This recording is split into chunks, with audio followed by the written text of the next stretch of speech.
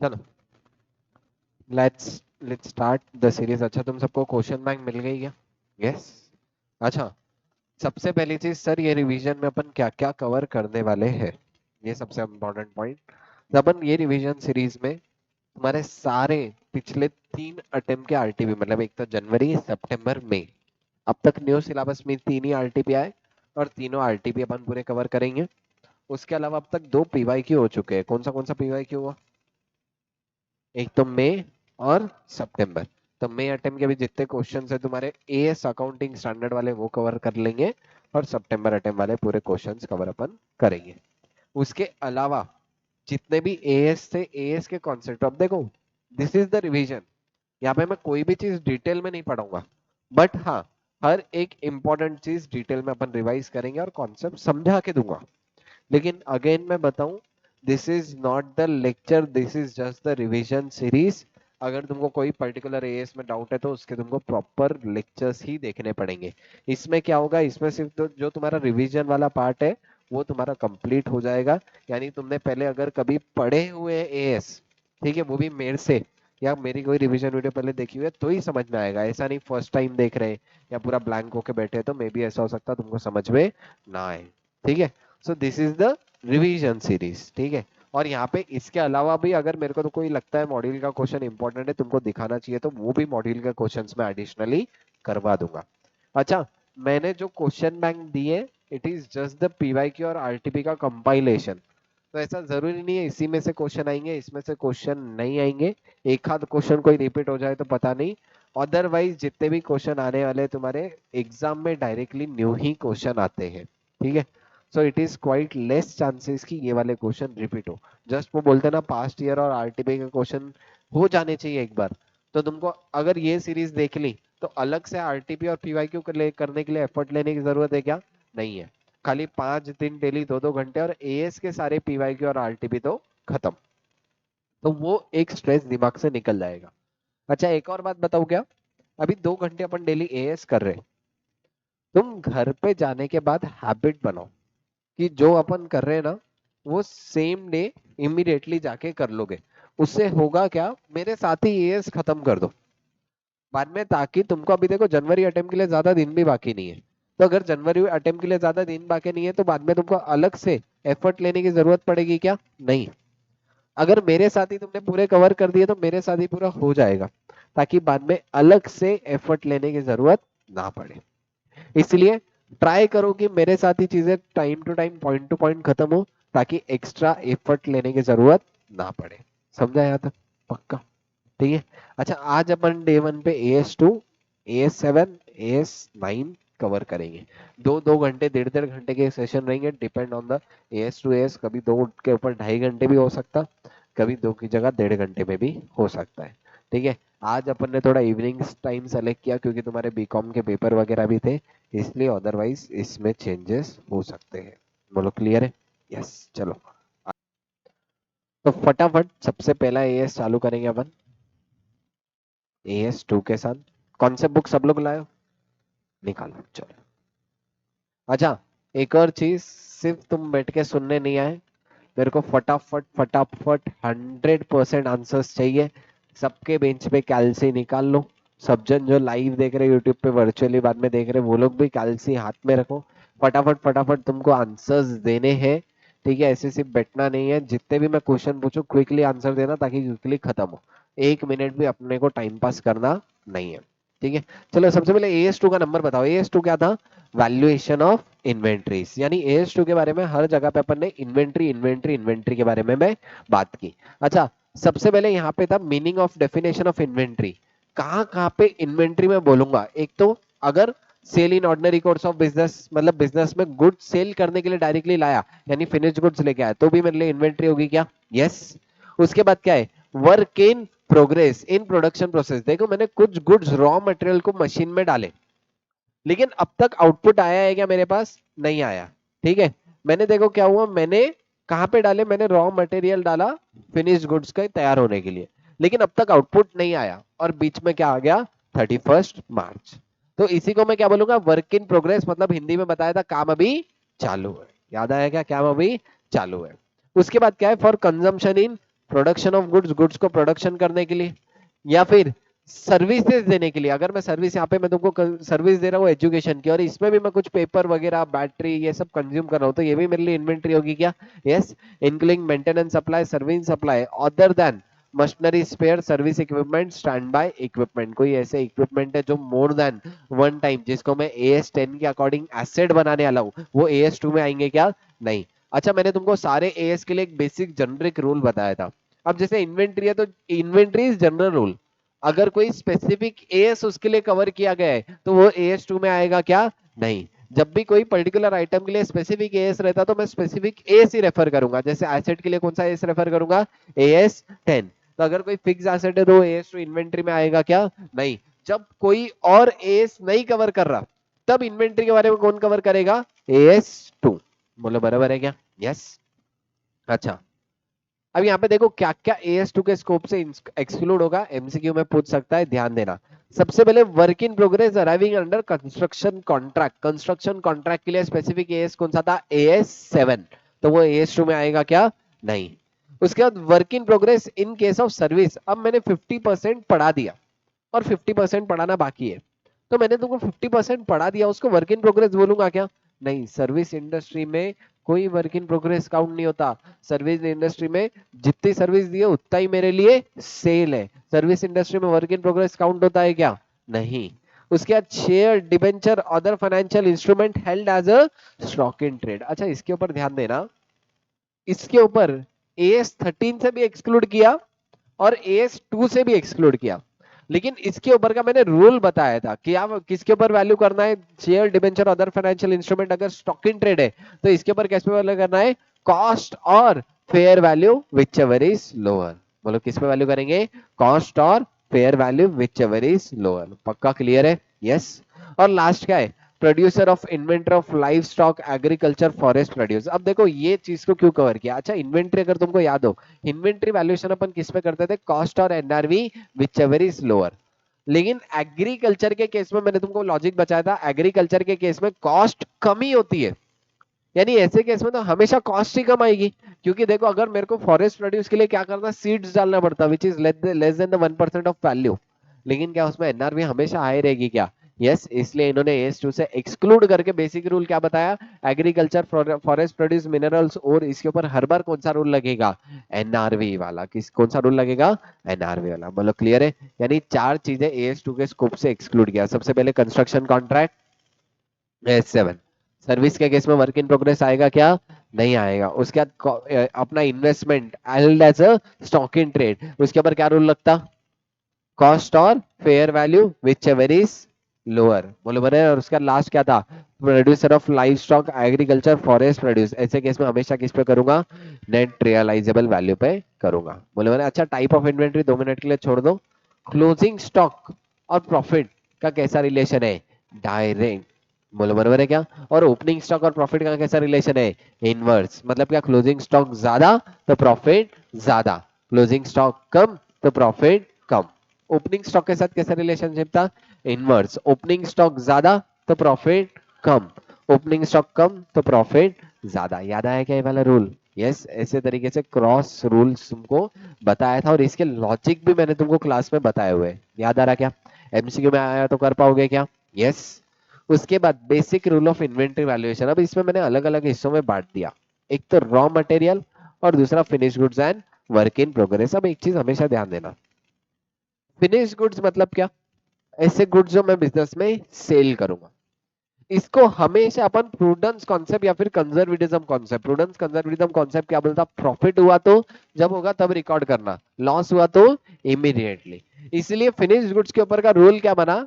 Cost और NRV which ever is lower. इससे होगा क्या? अगर मेरी कॉस्ट NRV से कम है, मतलब मैं प्रॉफिट में गुड सेल कर रहा हूं, प्रॉफिट बुक करने की जरूरत है क्या? नहीं है। NRV कॉस्ट से कम है, इसका मतलब क्या है? लॉस पे सेल कर रहा हूं, लॉस बुक करने की जरूरत है क्या? यस। इसलिए फिनिश्ड गुड्स अपन किस पे वैल्यू करते? कॉस्ट और NRV which ever is lower. यानी इन्वेंट्री का बेसिक रूल याद रखना, इन्वेंट्री वैल्यूएशन कैसे होगा? कॉस्ट और NRV which ever is lower. यानी फिनिश्ड गुड्स के केस में कॉस्ट और NRV which ever is lower. लेकिन एक बात बताओ, रॉ मटेरियल में बिजनेस में क्या सेल करने के लिए लेके आया था क्या? नहीं। रॉ मटेरियल बिजनेस में सेल करने के लिए लाया क्या? किस लिए लाया? कंजम्पशन करके फिनिश गुड्स बना सको। बिजनेस में मैं रॉ मटेरियल क्यों लेके आऊंगा? क्योंकि उसको कंज्यूम करके फिनिश गुड्स बनाने हैं मेरे को। बरोबर है क्या? अरे बोलो। यस ठीक है। तब देखो मैं रॉ मटेरियल लेके आया, उसकी एनआरवी मेरे पास नहीं है। क्या एक्चुअली भी रॉ मटेरियल की एनआरवी पे दिमाग लगाने की जरूरत है क्या? नहीं है। अपना एएस क्या बोलता? तुम रॉ मटेरियल लेके आए फिनिश गुड्स के लिए, अगर फिनिश गुड्स में लॉस नहीं है तो रॉ मटेरियल में भी लॉस होगा क्या? नहीं, क्योंकि रॉ मटेरियल तो तुम बेचने के लिए लाए ही नहीं।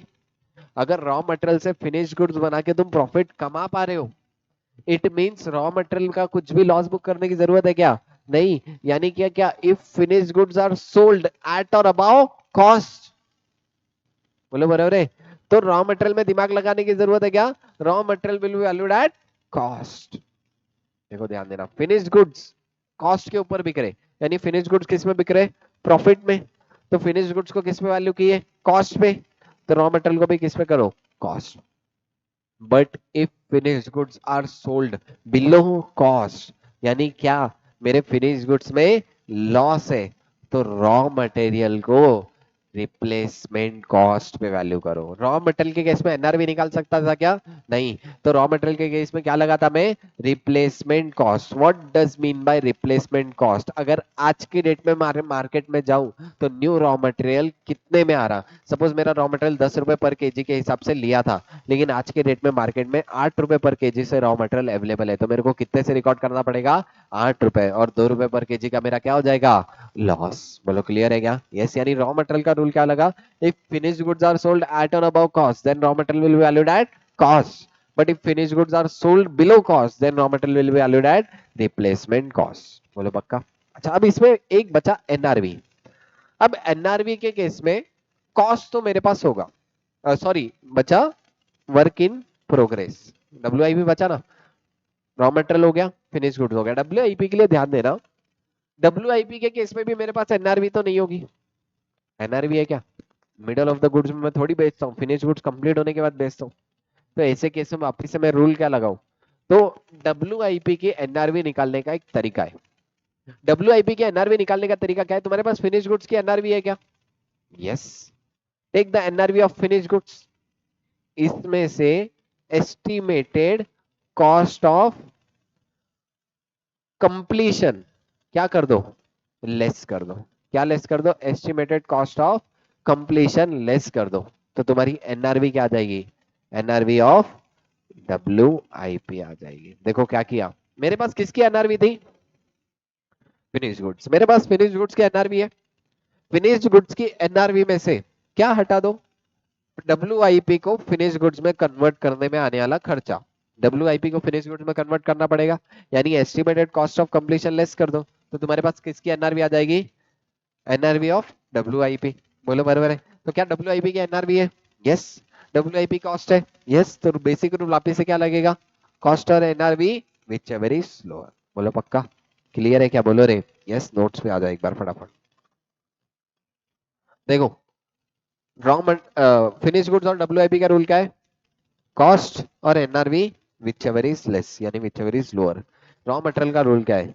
Eight cost if finish goods are sold at और above cost, otherwise replacement cost. देखो वही बोला हुआ, inventory should be valued at cost और NRV whichever is lower. अच्छा, जो भी तुम मेथड वैल्यूएशन के लिए फॉलो कर रहे हैं वो डिस्क्लोज करना पड़ेगा किसके हिसाब से? Part 1 schedule 3 of companies act 2013। जो भी मेथड फॉलो करे क्या कर देना? डिस्क्लोज। अच्छा, डिस्क्लोजर का एएस कौन सा है? AS1 is for the disclosure of as. अच्छा, कहाँ पे डिस्क्लोज करता मैं? मैंने बेसिक रूल बताया, जहां जहां गड़बड़ है वहां वहां क्या देना पड़ेगा? डिस्क्लोजर देना पड़ेगा। बोलो बराबर है क्या? अच्छा, यहाँ पे एक एग्जांपल दिया है, बाद में कर सकते हैं, ध्यान देना। एक बार के लिए यहाँ पे आ जाओ। Net realisable value of W कैसे निकालूंगा? सेलिंग प्राइस ले लो, लेस सेलिंग एक्सपेंसेस और कॉस्ट ऑफ कंप्लीशन ले लेना, तो एनआरवी ऑफ क्या आ जाएगी? डब्ल्यू। बोलो बराबर है क्या? अच्छा, कॉस्ट और एनआरवी विचर इज लोअर कब चेक करूं? Assessment is made at the each balance sheet date. हर बार 31 मार्च को मेरे को चेक करना पड़ेगा क्या? या एक ही बार करा लाइफ टाइम के लिए खत्म हो गया? हर बैलेंस शीट डेट पे चेक करो कॉस्ट और NRV whichever is lower.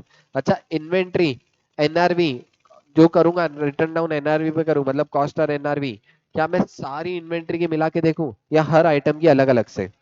Her item की अलग अलग से। बोलो वरना कॉस्ट और NRV which is lower will be checked by item basis. याद है क्या जेठालाल का एग्जांपल दिया था, उसमें एसी का अलग से देखो, टीवी का अलग से देखो, जो अलग जितना भी सेगमेंट है पूरा हर आइटम का अलग अलग से कॉस्ट और एनआरवी व्हिच इज लोअर वाला चेक करना। याद आया? यस। अच्छा, उसके बाद कॉस्ट वाला chart, cost of inventory compromise of three things. क्या क्या? Purchase cost, conversion cost, other cost. याद आएगा? तीन चीजें दी, purchase cost, conversion cost, other cost. Jammu Kashmir वाला जैम बनाने का एग्जांपल दिया था। ठीक है, इसमें सबसे पहले परचेस कॉस्ट में क्या आया? परचेस प्राइस, कितने में खरीदे। टैक्सेस कौन से वाला ऐड करूंगा? रिफंडेबल या non refundable? Non refundable. Refundable वाला तो खर्चा ही नहीं है भाई, पैसे दिए वापिस आ गए, खर्चा है क्या? नहीं, यानी कौन से वाले टैक्सेस लूंगा? Non refundable. उसके बाद फ्रेट कौन सा, इनवर्ड वाला या आउटवर्ड वाला? इनवर्ड वाला। आउटवर्ड वाला फ्रेट आउटवर्ड मतलब सेलिंग के खर्चे, नीचे से क्या हो जाएगा? एक्सक्लूड होगा। लास्ट क्या था? डायरेक्टली एट्रीब्यूटेबल एक्सपेंडिचर, मतलब कोई भी ऐसा खर्चा जो नेसेसरी है। जो नेसेसरी है तो खर्चे ऐड करूंगा क्या? यस, जैसे ट्रांजिट इंश्योरेंस नेसेसरी है तो क्या कर दूंगा? ऐड। बाइंग कमीशन, याद है क्या आतंकवादी वाला एग्जांपल दिया था? यस, क्या बाइंग कमीशन मेरे को ऐड करनी पड़ेगी क्या? यस। और लास्ट ट्रेड डिस्काउंट और रिबेट क्या कर दूंगा? लेस। ट्रेड डिस्काउंट और रिबेट लेस होगा। ये कौन सा हो गया? Purchase price. कन्वर्जन कॉस्ट में दो था, डायरेक्ट और इनडायरेक्ट। डायरेक्ट में डायरेक्ट लेबर, इनडायरेक्ट में दो है, फिक्स्ड और वेरिएबल। अब फिक्स्ड में एक क्वेश्चन था मॉड्यूल में, तुम्हारे क्वेश्चन गिवन है, फिक्स्ड ओवरहेड एब्सॉर्ब्ड किस में होगा? नॉर्मल यूनिट या एबनॉर्मल, एक्चुअल प्रोडक्शन और नॉर्मल प्रोडक्शन। तो इसमें अपन विचएवर इज हायर लगा देते। देखो इसका एग्जांपल देता, सपोज तुम्हारी फिक्स्ड कॉस्ट है 1 लाख रुपए। कितनी है फिक्स्ड कॉस्ट? 1 लाख। अब तुमने प्रोड्यूस करना चाहिए था 10,000 यूनिट, नॉर्मल प्रोडक्शन कैपेसिटी, लेकिन एक्चुअली प्रोड्यूस कर दिए तुमने 12,000 यूनिट। तो कॉस्ट 10,000 में बांटू या 12 में? 12 में। बोलो बराबर है क्या? क्यों 12 में भाई? 10 प्रोड्यूस करना तो तुम्हें 12 प्रोड्यूस करे, किससे डिवाइड करूंगा? 12 से, यानी नॉर्मल और एक्चुअल विचएवर इज हायर। लेकिन वहीं पे 1 लाख रुपए, सेम नॉर्मल प्रोडक्शन यूनिट कितना था? 10,000। मैंने प्रोड्यूस किया 8,000 यूनिट, यानी देखो 10,000 नॉर्मल कैपेसिटी थी, एक्चुअल कैपेसिटी कितनी हो गई? 8। अब ऐसे केस में किससे डिवाइड करूं? अगर 8,000 से डिवाइड करूंगा तो मेरी इन्वेंट्री की कॉस्ट गलत आ जाएगी। क्यों गलत आएगी? क्योंकि 2,000 यूनिट तो मैंने प्रोड्यूस नहीं किया, इसमें अपनी गलती है क्या? नहीं। ये 2,000 यूनिट जो प्रोड्यूस नहीं किया इसको अपन क्या बोल देते हैं? Abnormal loss. याद आएगा क्या बोल देते? एबनॉर्मल। यानी मैं डिवाइड किससे करूंगा? 10 से। इन्वेंट्री में 8,000 पकड़ूंगा और 2,000 कहाँ चले जाएगा? Abnormal loss. तो बताओ कितना आएगा? 1 लाख डिवाइड बाय 10,000 इंटू 8,000 मतलब 80,000 इन्वेंट्री की कॉस्ट में गया, और 20,000 रुपए क्या हो गया? Abnormal loss. बोले याद आया क्या? इसलिए अपन यहाँ पे क्या लेते थे? देखो विच एवर इज हायर लेना है, लोअर वाला रूल नहीं लगेगा हर बार। क्या लगेगा? हायर। यानी जो तुम्हारे फिक्स्ड ओवरहेड है कैसे ऑब्जर्व होंगे? नॉर्मल और actual, whichever is higher. कैसे ऑब्जर्व होंगे? नॉर्मल और actual, whichever is higher. याद आया क्या? बोलो रे। यस। ठीक है, तो फिक्स्ड ओवरहेड अब्सॉर्ब होंगे कैसे? On absorb on the basis of normal और एक्चुअल व्हिचएवर इज हायर। इसके ऊपर मॉड्यूल में क्वेश्चन है, पक्का आज के आज घर पे जाके करना, मतलब करना। बोले यहां तक समझा क्या? यस। अच्छा, फिर अगर एबनॉर्मल है तो एबनॉर्मल क्या हो जाएगा? एक्सक्लूड। अदर कॉस्ट में क्या क्या आने वाला है? अदर कॉस्ट में सबसे पहले लिया था ऐसी कोई भी कॉस्ट जो मेरी इन्वेंट्री को प्रेजेंट लोकेशन एंड कंडीशन में लाने के लिए नेसेसरी है। कोई भी खर्चा, डिजाइनिंग का खर्चा, मेरे को इन्वेंट्री डिजाइन भी करना पड़ेगा, क्या मेरे लिए जरूरी है? क्या बोलो रे? यस। अगर जरूरी है, कोई भी ऐसा खर्चा मेरी inventory present location and condition में लाने के लिए जरूरी है, तो वो खर्चा मैं इंक्लूड कर दूंगा क्या? यस। नेक्स्ट क्या? Interest and borrowing cost. इसके ऊपर एक एएस है, कौन सा एएस है? A16 borrowing cost। अच्छा, मैंने तुमको बताया inventory which takes substantial period of time to get ready. Substantial period of time मतलब क्या? इन्वेंट्री का नेचर है भाई, इसको बनने टाइम लगेगा। जैसे वाइन जितनी पुरानी उतनी महंगी, वो केस में वाइन की नेसेसरी कंडीशन है क्या? स्टोरेज। यस, वो केस में स्टोरेज का खर्चा या बोरोइंग कॉस्ट का खर्चा ऐड होगा। लेकिन अगर वहीं पे inventory substantial period of time get ready के लिए नहीं लगता है, तो वो केस में बोरोइंग कॉस्ट और तुम्हारा स्टोरेज कॉस्ट ऐड करूंगा क्या? नहीं। ये दोनों भी सिमिलर है, बोरिंग और स्टोरेज एक साथ चलेगा। अच्छा, और एक एग्जांपल दिया था राइस। राइस के लिए भी एक कंडीशन थी, कुछ जगह पे स्टोर करना पड़ता, कुछ तो भी उसकी एडिशनल प्रोसेस है। वो केस में अगर storage is the necessary condition, तो वो केस में क्या करूंगा, बोरोइंग कॉस्ट और स्टोरेज दोनों भी अदर कॉस्ट में ले लूंगा। लेकिन अगर नेसेसरी कंडीशन नहीं है, inventory does not take substantial period of time, वो केस में ऐड करूंगा क्या, नहीं। वो यहाँ पे लिखा हुआ है। उसके बाद अमोर्टाइजेशन ऑफ इंटेंजिबल, देखो डेप्रीसिएशन तो फिक्स्ड ओवरहेड में आ गया, अमोर्टाइजेशन रह गया था। अमोर्टाइजेशन मतलब डेप्रीसिएशन की बहन। अमोर्टाइजेशन कहाँ पे लगता था, इंटेंजिबल एसेट पे, तो वो भी ऐड हो जाएगा क्या, बोलो रे यस। और लास्ट क्या है, foreign exchange differences are not taken to the cost of inventory. देखो सब ऊपर वाली इंक्लूड बताया, लेकिन एक पॉइंट इंक्लूड में एक्सक्लूड रखा, मेरे को पता नहीं आईसीआई ने ऐसा क्यों किया, लेकिन ये पॉइंट एक्सक्लूड किया है। मतलब क्या, फॉरेन एक्सचेंज डिफरेंस कभी भी आता है, इन्वेंटरी कॉस्ट में कंसीडर करेंगे क्या, नहीं। अच्छा इसके ऊपर एएस कौन सा था, एएस 11 फॉरेन एक्सचेंज रेट्स, याद आया क्या, पक्का, अगर याद आ रहा तो सक्सेसफुली तुमने एक बार पढ़ा हुआ है, समझा क्या। अच्छा चार चीजें एक्सक्लूड होगी, abnormal cost, storage cost unless necessary for production, उस एडमिनिस्ट्रेटिव ओवरहेड और selling and distribution overhead.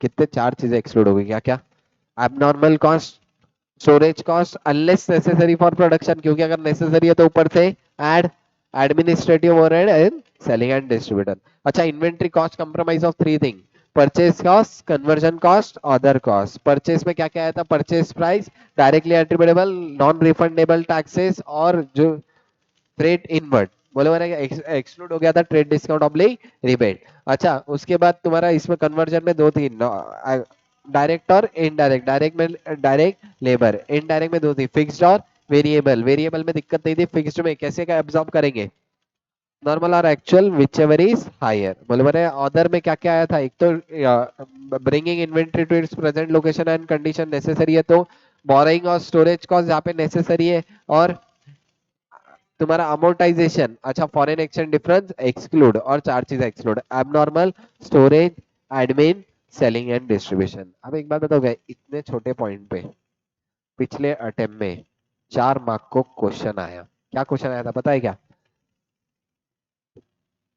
Briefly explain exclusions from the cost of inventory. देखो चलो एएस करें इसी का question number 2, in determining the cost of inventory it is appropriate, क्या है, it is appropriate to exclude certain cost and recognize them. चार चीजें exclusion की थी, कौन सी चार चीजें तुम लोग बताओ, abnormal cost, storage cost unless necessary for production, selling and distribution and administration. अच्छा ये चार चीजें हर बार ही एक्सक्लूड कर देते हैं, ऐसा नहीं थी चार चीजें, देखो इन्होंने भी सजेस्टेड आंसर में भी इसी तरीके से एक्सप्लेन किया, यार लिख के आ सकते थे क्या, यस। अपनी बुक में कवर था क्या, यस। यानी सिर्फ अपनी बुक करके गए, मोर देन सफिशिएंट है क्या, बोलो रे यस। ठीक है चलो नेक्स्ट, यहाँ तक समझा क्या, एक बार यस और नो बोलो, यस समझा, ठीक है। उसके बाद लास्ट अटेम्प्ट में एक जॉइंट प्रोडक्ट बाय प्रोडक्ट का क्वेश्चन आया, लोगों के मन में त्राही त्राही हो गई थी, ये क्वेश्चन कहीं था या नहीं था क्या, अपने इसमें कवर था क्या, अपने बुक में लिखा हुआ है जॉइंट प्रोडक्ट और by product. Joint product by product मतलब क्या, एक रॉ मटेरियल डाला, दो तीन आउटपुट आएंगे, एक तो जो मेरे को प्रोडक्ट सेल करने, और दूसरा बाय प्रोडक्ट जो नहीं चाहिए था फिर भी आ गया। बाय प्रोडक्ट मतलब क्या, मेरे को चाहिए था क्या, फिर भी आ गया। और जॉइंट प्रोडक्ट मतलब दो चीजें आए, जैसे कि है ना, तुम ग्रेन की इंडस्ट्री में देखो, गेहूं डालता, गेहूं से आटा भी आता, रवा भी आता, मैदा भी आता, और कुछ खल्ली भी आती जो मेरे को नहीं चाहिए। यानी मेन प्रोडक्ट भी आएंगे और बाय प्रोडक्ट भी आएगा। ऐसे केस में कॉस्ट कैसे बांटेंगे, तो ध्यान देना, एक तो रॉ मटेरियल कॉमन डाला, उसमें कॉमन रॉ मटेरियल की किसकी कितनी कॉस्ट वो कैसे निकालूंगा, तो क्या बोला हुआ है, सबसे पहले तो क्या करो, टोटल कॉस्ट ले लो, क्या ले लो, टोटल, सबसे पहले क्या लेना, अरे हाँ, सबसे पहले क्या ले लो, टोटल कॉस्ट। टोटल कॉस्ट में से बाय प्रोडक्ट की एनआरवी, मतलब बाय प्रोडक्ट जितने में भी बेच रहे हटा दो, बाय प्रोडक्ट जितने में भी सेल कर रहे हैं, क्या हो रहा है यार आज, अरे अरे एक सेकंड,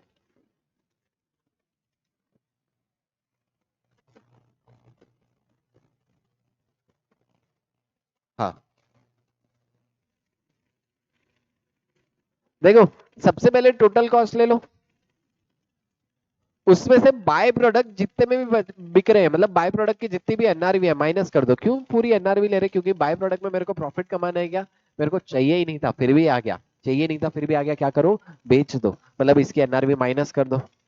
फिर जो बचा कॉस्ट, उसको क्या कर देना, तुम्हारे जितने भी जॉइंट प्रोडक्ट है उसमें अपोर्शन कर देना, क्या कर देना उसमें, अपोर्शन। अब अपोर्शन कैसे करेंगे, जो तुम्हारी जॉइंट प्रोडक्ट है उसकी या तो सेल वैल्यू एट सेपरेशन या फिर sale value at completion, sale value के रेशियो में क्या कर दो, सेपरेट। यानी सबसे पहले क्या लेना पड़ेगा, टोटल कॉस्ट, उसमें से किसकी एनआरवी हटा देंगे, बाय प्रोडक्ट।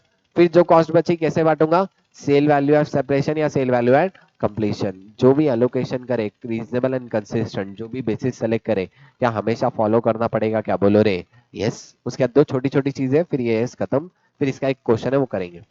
कॉस्ट फॉर्मूला, अब देखो inventory FIFO LIFO weighted average ऐसे अलग अलग थे, ठीक है। अपना एएस दो ही अलाउ करता, फीफो या फिर वेटेड एवरेज। अपने एएस में लीफो बोला था क्या, नहीं।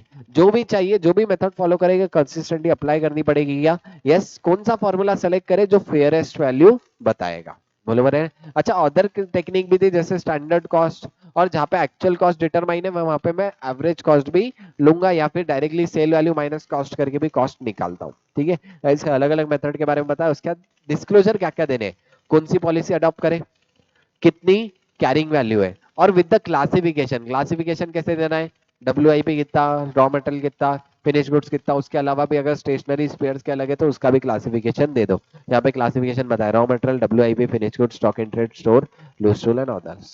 बोले जमा। यहाँ पे अपना एएस खत्म हुआ। एक बार है ना इसमें आ जाओ, एक क्वेश्चन है, वेरी वेरी इंपॉर्टेंट क्वेश्चन आया था, ठीक है, लास्ट अटेम्प्ट में ही आया था। अच्छा, कैलकुलेट करेंगे अपन, लिख के सॉल्व नहीं कर रहे, कैलकुलेट करें तो कैलकुलेटर हाथ में रखना, फटाफट कैलकुलेट करो और दिमाग लगाते जाओ, फास्ट ले लो। चलो, Wellwear limited is a textile manufacturing company engage in production of polyester. क्या बना रही, पॉलिस्टर एंड नाइलॉन। अब पॉलिस्टर एंड नाइलॉन के लिए, दोनों के लिए एक कॉमन रॉ मटेरियल रहेगा, वो रहेगा plastic. While manufacturing the main product, by-product fiber is also produced. मेरे पास एक बाय प्रोडक्ट भी निकला, कौन सा बाय प्रोडक्ट, फाइबर। Details of cost of production as under, देखो वेजेस कितने के, तीन, सॉरी सबसे पहले रॉ मटेरियल परचेस कितने का परचेस किया, 350 लूंगा क्या टोटल कॉस्ट में, यस। वेजेस लूंगा क्या, कितने के, 1,60,000। फिक्स्ड ओवरहेड लूंगा क्या, 1,20,000, yes. Variable overhead 60,000, total cost कितनी हो गई, टोटल कॉस्ट 6 लाख। यहां तक समझा। अच्छा, आउटपुट यहाँ पे बोला हुआ है, ध्यान देना, 12,500 पॉलिस्टर का आउटपुट था, नाइलॉन का आउटपुट 10,000 यूनिट, फाइबर का आउटपुट 3,200। अभी तक इससे लेना देना नहीं। क्लोजिंग इन्वेंट्री 1,600 और 400, इसी को अपने को वैल्यूएशन निकालना है, ठीक है। Average market price of polyester is 100 and nylon is 60, क्यों दिया ये,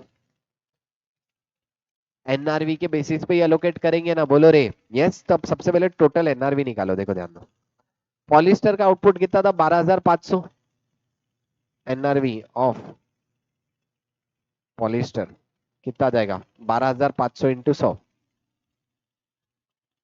12,50,000। एनआरवी ऑफ नाइलॉन 60 इंटू 10,000,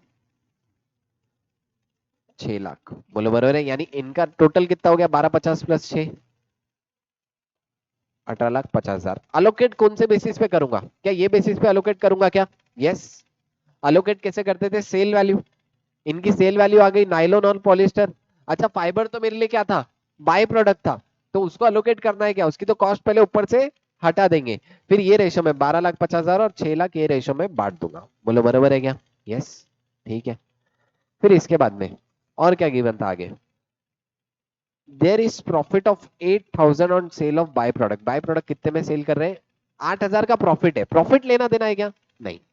कितने में सेल कर रहे हैं वो बताओ, ध्यान देना।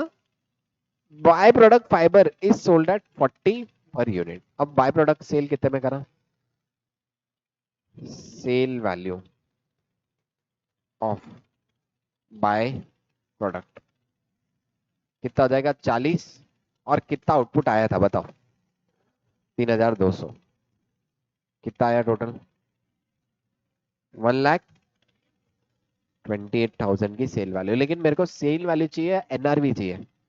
एनआरवी मतलब क्या? सेलिंग एक्सपेंसेस माइनस करने पड़ेंगे। अच्छा, अब इसमें ध्यान देना, 8,000 का प्रॉफिट है, by product after incurring separate processing expenses of 10,000, यानी 10,000 के सेपरेट प्रोसेसिंग मतलब अलग से सेलिंग एक्सपेंसेस लगेगी क्या? अगर मेरे को बाय प्रोडक्ट सेल करना है तो मेरे को 10,000 की प्रोसेस करनी पड़ेगी, तो 10,000 भी माइनस कर दो, कितना आ जाएगा? 1,18,000। यहां तक समझा क्या, बोलो रे? यस। अच्छा, इसके बाद पैकिंग चार्जेस भी इनकर करने पड़ेंगे, 9,000। 9,000 के पैकिंग चार्जेस वापस से क्या सेलिंग एक्सपेंसेस है क्या? यस, क्योंकि अगर बाय प्रोडक्ट सेल करना है 9,000 के सेलिंग एक्सपेंसेस इनकर करने हैं, तो टोटल कितना हो गया? एनआरवी ऑफ बाय प्रोडक्ट कितनी आ गई? 1,09,000। क्या कर दूंगा? टोटल कॉस्ट में से लेस कर दूंगा। क्या कर दूंगा? टोटल कॉस्ट में से लेस। तो 1,09,000 लेस कर दो। अब इसमें आगे और बोला हुआ है, देखो, 5,000 was realize from the sale of scrap. Scrap sale से कॉस्ट कम होगी या बढ़ेगी?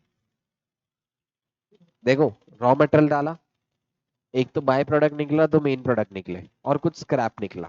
क्या स्क्रैप को भी बेचूंगा क्या? यस। स्क्रैप से कॉस्ट कम होगी या बढ़ेगी? कम होगी। यानी इनडायरेक्टली मेरा दिमाग क्या लगना चाहिए भाई, स्क्रैप से कॉस्ट कम होगी, तो ये क्या आ जाएगा? कॉस्ट में से लेस। तो और 5,000 लेस कर दो, 5 लाख। कितनी कॉस्ट आ गई मेरी? So cost to be allocated कितना आया? 5,76,000। कौन से रेशियो में अलोकेट करना है बोलो?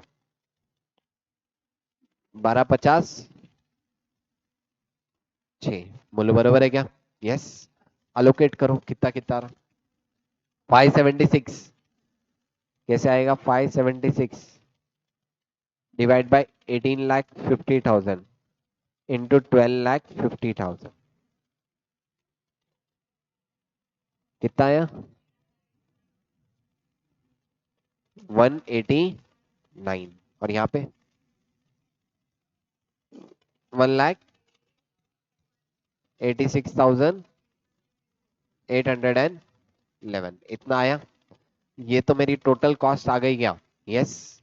अच्छा, अब बताओ, ये जो कॉस्ट आई 389 189, ये कितने यूनिट्स की है? 12,000, 12,500 यूनिट के लिए। ये कितने यूनिट के लिए? 10,000 यूनिट के लिए। तो पर यूनिट कॉस्ट कितनी आ गई? 389 189 divide by 12,500, cost per unit इसमें कितना आया? 31.135, यानी 14। यहाँ पे 18.68। अच्छा, कितने यूनिट बैलेंस है बोलो? क्लोजिंग यूनिट बैलेंस कितने हैं? 1,600 एंड 400। बोलो बराबर है। तो 1,600 और 400 से मल्टीप्लाई, क्लोजिंग इन 49,824 और 7,74,72, इतनी आ गई क्या? बोलो रे? यस। अच्छा, ये हो गई कॉस्ट। इनकी एनआरवी कितनी थी? इंडिविजुअल प्रोडक्ट की भी एनआरवी दिया हुआ है 100 और 60। क्या 100 से कम है? यस। 60 से कम है? यस। किस पे वैल्यू करूंगा? कॉस्ट और NRV which are is lower, यानी कितने वैल्यू करूंगा? 49,824 7,472। बोलो बराबर है। देखो, वापिस एक और बार ब्रीफ बता रहा। पहले मैंने क्या निकाला? टोटल कॉस्ट, बाय प्रोडक्ट की एनआरवी, स्क्रैप हटा दिया, तो कॉस्ट अलोकेट आ गई। अलोकेशन का बेसिस क्या था ये क्वेश्चन में? Sale value. बोले मेरा अलोकेशन का बेसिस क्या था? Sale value. सेल वैल्यू के बेसिस पे अलोकेट करेंगे, कॉस्ट पर यूनिट आ गई, उसमें से क्लोजिंग इन्वेंट्री में जितने भी यूनिट है बैलेंस से मल्टीप्लाई किया, तो मेरी क्या आ गई? इन्वेंट्री की क्लोजिंग वैल्यू। क्या इनका भी आंसर यही आया क्या? चेक। 31.14 कॉस्ट पर यूनिट और 18.68, अपना भी यही आया था क्या? यस। इन्वेंट्री की वैल्यू क्या अपनी भी यही है और इनकी भी यही है क्या? यस। अब इसमें बच्चों का बहुत कंफ्यूजन रहता है, सर इसको प्रेजेंट कैसे करना है? सिंपल, पर्टिकुलर पॉलिस्टर नाइलॉन, बस पर्टिकुलर पॉलिस्टर नाइलॉन। ठीक है। अच्छा, जहां पे ये निकालना था टोटल कॉस्ट, पर्टिकुलर रुपीस के कॉलम में से कॉस्ट लो, उसमें से माइनस करते जाओ। अच्छा, जहाँ पे अलोकेशन था, अलोकेशन तुम चार्ट फॉर्मेट में भी प्रेजेंट कर सकते क्या? यस, यानी presentation is not a question, answer आना इज अ क्वेश्चन। क्या आंसर आया क्या? यस, इन्होंने भी कैसे प्रेजेंट किया देखो, पर्टिकुलर रुपी रुपी, फिर इसके बाद नेट रियलाइजेबल वैल्यू अपनी भी 1,09,000 आई थी, बोलो बराबर है। अच्छा, 1,09,000 इसमें से माइनस करके अपना भी 576 आया। अच्छा, अपन ने भी इसी तरीके से अलोकेट किया, दो कॉलम बना के, यानी क्या प्रेजेंटेशन कर सकते हैं क्या? यस, 3 वर्किंग नोट रहेंगे और एक तुम्हारा मेन आंसर। समझा? जमा। यहाँ पे अपना AS2 का रिवीजन खत्म होता। Now we will move forward for the AS7।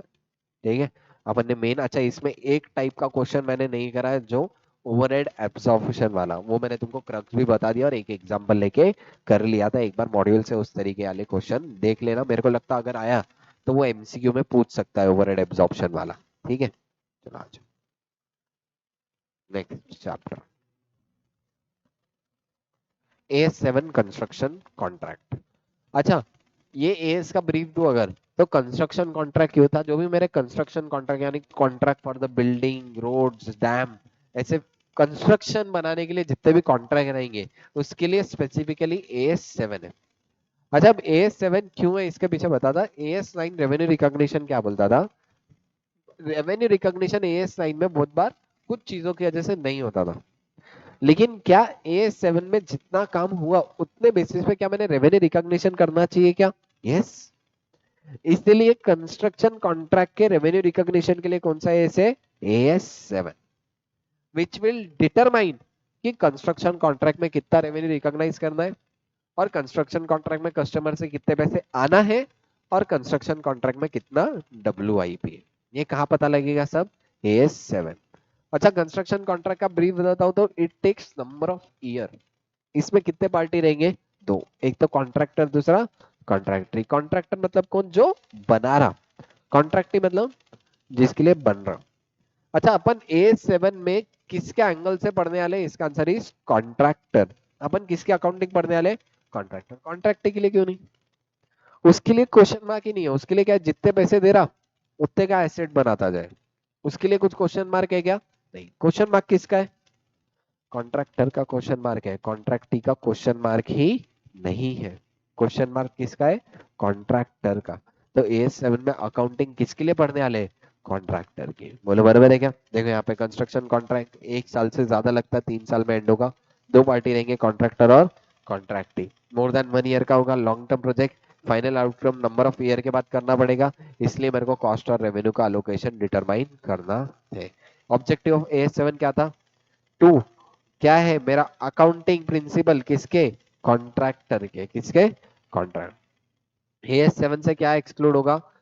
Construction of machine, ये कहाँ पे होगा? सेल्फ कंस्ट्रक्टेड एसेट AS10 के अकॉर्डिंग। तो AS7 में आएगा क्या? नहीं आएगा। अच्छा, कंस्ट्रक्शन कॉन्ट्रैक्ट मतलब क्या? Contract specifically negotiated for construction of single asset या फिर कॉम्बिनेशन ऑफ एसेट। इसके कंडीशन भी थे, कब एक बोलूं, कब एक को अलग अलग बोलूं, बोले मरे रे, कब एडिशनल को एक बोलूं या एडिशनल को अलग अलग। याद आया क्या? ऐसे कंडीशंस आगे, जस्ट आगे पढ़ने वाले, अभी 1 मिनट के लिए देख ही लेते फास्ट इमीडिएटली। देखो, कंबाइनिंग कॉन्ट्रैक्ट, कब the construction of each asset should be treated as separate construction, कब एक को अलग अलग मानना है। तो क्या है? Separate proposal, separate negotiation, able to accept और रिजेक्ट। याद आई क्या लाइन? यस। एक तो प्रपोजल सबके सेपरेट लिया है, नेगोशिएशन सबकी डीलिंग अलग अलग से बात की थी, सबका प्राइस अलग अलग से डिसाइड किया, और मेरे पास ऑप्शन था, अगर चार बिल्डिंग बनानी है, एक बनाऊं 3 रिजेक्ट करूं, मेरे पास ऑप्शन था। और कॉस्ट और each revenue of each cost and revenue of each asset can be identified, तो मैं क्या करूंगा? सेपरेट मानूंगा। बोलो बने, ये क्या हुआ? एक को अलग अलग, वापिस से सेपरेट प्रपोजल, सेपरेट नेगोशिएशन, इसमें एबल टू एक्सेप्ट और रिजेक्ट, और कॉस्ट और रेवेन्यू कैन बी आइडेंटिफाइड। कब सबको एक मानूंगा? Group of contract with a single customer will be treated as single contract, क्या है? Negotiated as a single package, closely interrelated होना चाहिए उसके डिजाइन, फंक्शन और टेक्नोलॉजी में। और लास्ट क्या है? Concurrent contract are perform concurrently और इन अ कंटिन्यूअस सीक्वेंस, या एक के बाद एक, या सब एक साथ परफॉर्म हो रहे। कब एडिशनल एसेट को मैं सेपरेट मानूंगा या फिर कब एडिशनल एसेट को एक ही मान लो। तो यहाँ पे कंडीशन किसके, सेपरेट के लिए। सेपरेट के लिए पहली कंडीशन क्या है, asset should differ significantly in terms of design, technology, function और देयर अल्टीमेट पर्पस और यूज। याद आई क्या ये सब लाइंस? यस। और दूसरा प्राइस क्या है, price of asset is negotiated without regard to the original contract price. मतलब क्या, जब एडिशनल एसेट बना रहे हो, एडिशनल एसेट बनाते टाइम ऐसा बोलना चाहिए ये एडिशनल चीज के 10 लाख ले लो, या एडिशनल चीज के 15 लाख ले लो। इसका मतलब क्या है, price of contract is negotiated without regard to the original contract price. लेकिन मैंने ऐसे बोला, तुम टोटल पहले 50 ले रहे थे, अब 60 ले लेना, क्या पुराने प्राइस को छेड़ दिया क्या? यस। सेपरेट मानूंगा, सिंगल सिंगल। पहले 50 ले रहे थे, अब 70 ले लो, क्या बोलूंगा? सिंगल। क्यों? क्योंकि price of contract is negotiated with regard to the original contract price. और अपनी कंडीशन क्या थी, price of asset should be negotiated without regard to the original contract price. बोलो पक्का? क्लियर है क्या ये चीज? बोलो रे यस। तो यहाँ पे क्या माना, देखो तीन पढ़े, कब एक, कब सेपरेट, और कब एडिशनल को सेपरेट। कब अलग अलग, separate proposal, separate negotiation, able to accept, reject और cost and revenue can be identified. कब सिंगल, सिंगल पैकेज, और इसके बाद क्या था कंडीशन, क्लोजली इंटररिलेटेड और कॉन्करेंट परफॉर्म कॉन्ट्रैक्टली और इन अ कंटिन्यूअस सीक्वेंस। अच्छा, कब एडिशनल कॉन्ट्रैक्ट को सेपरेट मानूंगा, डिफर करना चाहिए डिजाइन, टेक्नोलॉजी, फंक्शन और देयर अल्टीमेट पर्पस और यूज। और सेकंड पॉइंट क्या था, price of contract is negotiated without regard to the original contract price. बोलो बराबर है? अच्छा, अगर सिंगल एसेट की है तो सिंगल एसेट का रेवेन्यू वैसे ही होना चाहिए। अगर नंबर ऑफ एसेट है तो नंबर ऑफ एसेट कब बोलूंगा, जब दैट आर क्लोजली इंटररिलेटेड और interdependent in terms of design, technology, function और देयर अल्टीमेट पर्पस और यूज। याद आएगा ये सब लाइंस? बोलो रे यस। अच्छा, कुछ चीजें तुमको लगता कंस्ट्रक्शन कॉन्ट्रैक्ट में नहीं आनी चाहिए, फिर भी आएगी, जैसे कि रेंडरिंग ऑफ सर्विसेज। मैंने मैनेजरिंग, अब जैसे आर्किटेक्ट की सर्विस दी, क्या कंस्ट्रक्शन के रिलेटेड है क्या? कहाँ आएगा? AS7। यानी कंस्ट्रक्शन के रिलेटेड अगर मैं कोई सर्विस दे रहा हूँ तो वो भी कहाँ आएगा? AS7 में। या फिर डिस्ट्रक्शन और रिस्टोरेशन ऑफ एसेट, क्या कंस्ट्रक्शन के रिलेटेड ये क्या? यस, सर्विस है, फिर भी कहाँ कवर करूंगा? AS7 में। बोलो बराबर है क्या? यस, ठीक। अब देखो दो तरीके के कंस्ट्रक्शन कॉन्ट्रैक्ट रहते हैं, फिक्स प्राइस कॉन्ट्रैक्ट और cost plus contract. Fix price मतलब क्या, मेरा कॉन्ट्रैक्ट में प्राइस फिक्स हो गया। अगर कॉन्ट्रैक्ट में प्राइस फिक्स हो गया तो क्या हो गया? Fix price contract. जैसे कि मैंने पहले ही बोल दिया कि ये बिल्डिंग बनाने के मैं 10 करोड़ रुपए लूंगा, तो क्या प्राइस फिक्स हो गया क्या? यस। ये ब्रिज बनाने के 5 करोड़ लूंगा, फिक्स हो गया क्या? यस। कॉस्ट प्लस कॉन्ट्रैक्ट मतलब क्या, जितना खर्चा किया वो उसके अलावा मैं 10% लूंगा, या जितना खर्चा किया वो उसके अलावा मैं 1 करोड़ रुपए लूंगा। ये क्या हो गया? Cost plus contract. बोलो बराबर है क्या? यानी कॉस्ट प्लस में एक तो तुम्हारी कॉस्ट ले लो, प्लस परसेंटेज, और प्लस फिक्स फीस। लेकिन वही फिक्स प्राइस में क्या है, प्राइस ऑफ द पर unit of output is already fix, is a fix price contract, already price fix था। एस्केलेशन क्लॉज बोल के एक टर्म था, what is the escalation clause? अगर मेरे कॉस्ट बढ़ जाते हैं इन्फ्लेशन की वजह से, तो वहां पे क्या लगता, एस्केलेशन क्लॉज, मतलब मेरा कॉन्ट्रैक्ट रेवेन्यू भी बढ़ जाएगा क्या? यस। अब एक बात बताओ, एस्केलेशन क्लॉज की जरूरत कहाँ है, फिक्स्ड में या कॉस्ट प्लस? फिक्स्ड में जरूरत है, क्योंकि कॉस्ट प्लस में तो ऑलरेडी अगर कॉस्ट बढ़ी तो मेरे को रियम्बर्समेंट मिलने वाला है। तो एस्केलेशन क्लॉज की जरूरत क्या थी? फिक्स्ड में। एस्केलेशन क्लॉज मतलब क्या, अगर मेरा कॉस्ट बढ़ गया तो मेरा क्या बढ़ जाएगा? रेवेन्यू भी बढ़ जाएगा, लेकिन कितना? जितना कॉन्ट्रैक्ट में लिखा हुआ है। कॉन्ट्रैक्ट से लिखे हुए से ज्यादा से बढ़ सकता क्या? नहीं। मैक्सिमम कितना बढ़ेगा? जितना कॉन्ट्रैक्ट में लिखा हुआ है। बोलो बढ़ेगा, देखो वही लिखा हुआ है यहाँ पे। फिक्स प्राइस कॉन्ट्रैक्ट मतलब क्या, प्राइस एग्रीड, फिक्स सम और fix rate per unit of output. इसी में क्या है, फिक्स प्राइस कॉन्ट्रैक्ट और common in case of public tender usually have budgeted cost and does not intend to spend more. अच्छा, cost में increase due to what, inflation की वजह से, ऐसे केस में क्या लगाएंगे अपन? Escalation cost. कॉन्ट्रैक्टर में required to add escalation cost as recovered from the contract. The cost escalation still meet the category of fixed price contract. बोले बने है क्या? अगर एस्केलेशन क्लॉज लगा सकता हूँ क्या मैं फिक्स प्राइस में? यस। कॉस्ट प्लस कॉन्ट्रैक्ट मतलब क्या, contractor is reimbursement for the allowable और defined cost plus percentage of cost और फिक्स्ड फी। या तो मैं परसेंटेज लगाऊंगा या कुछ फिक्स्ड फीस लगा दूंगा। बोलो यहाँ तक क्लियर है क्या? यस। क्या क्या दो चीजें पढ़े?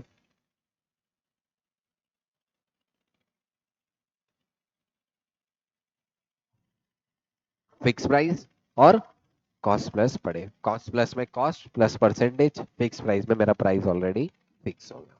अब देखो रेवेन्यू रिकॉग्निशन, रेवेन्यू में क्या क्या आएगा, एक तो initially agreed amount plus variation, अगर मैं कहीं पे भी इंसेंटिव मिल रहा है तो इंसेंटिव लूंगा, क्लेम मिल रहा है तो क्लेम मिलूंगा if capable of being recognized. अच्छा क्लेम और इंसेंटिव कब मिलता है, इंसेंटिव मैं बोला 1 साल के अंदर 2 साल के अंदर बिल्डिंग खत्म करना और तुमने दो कच तुमको लगता है 2 साल के अंदर खत्म कर दोगे तो इंसेंटिव भी पकड़ूंगा क्या, यस।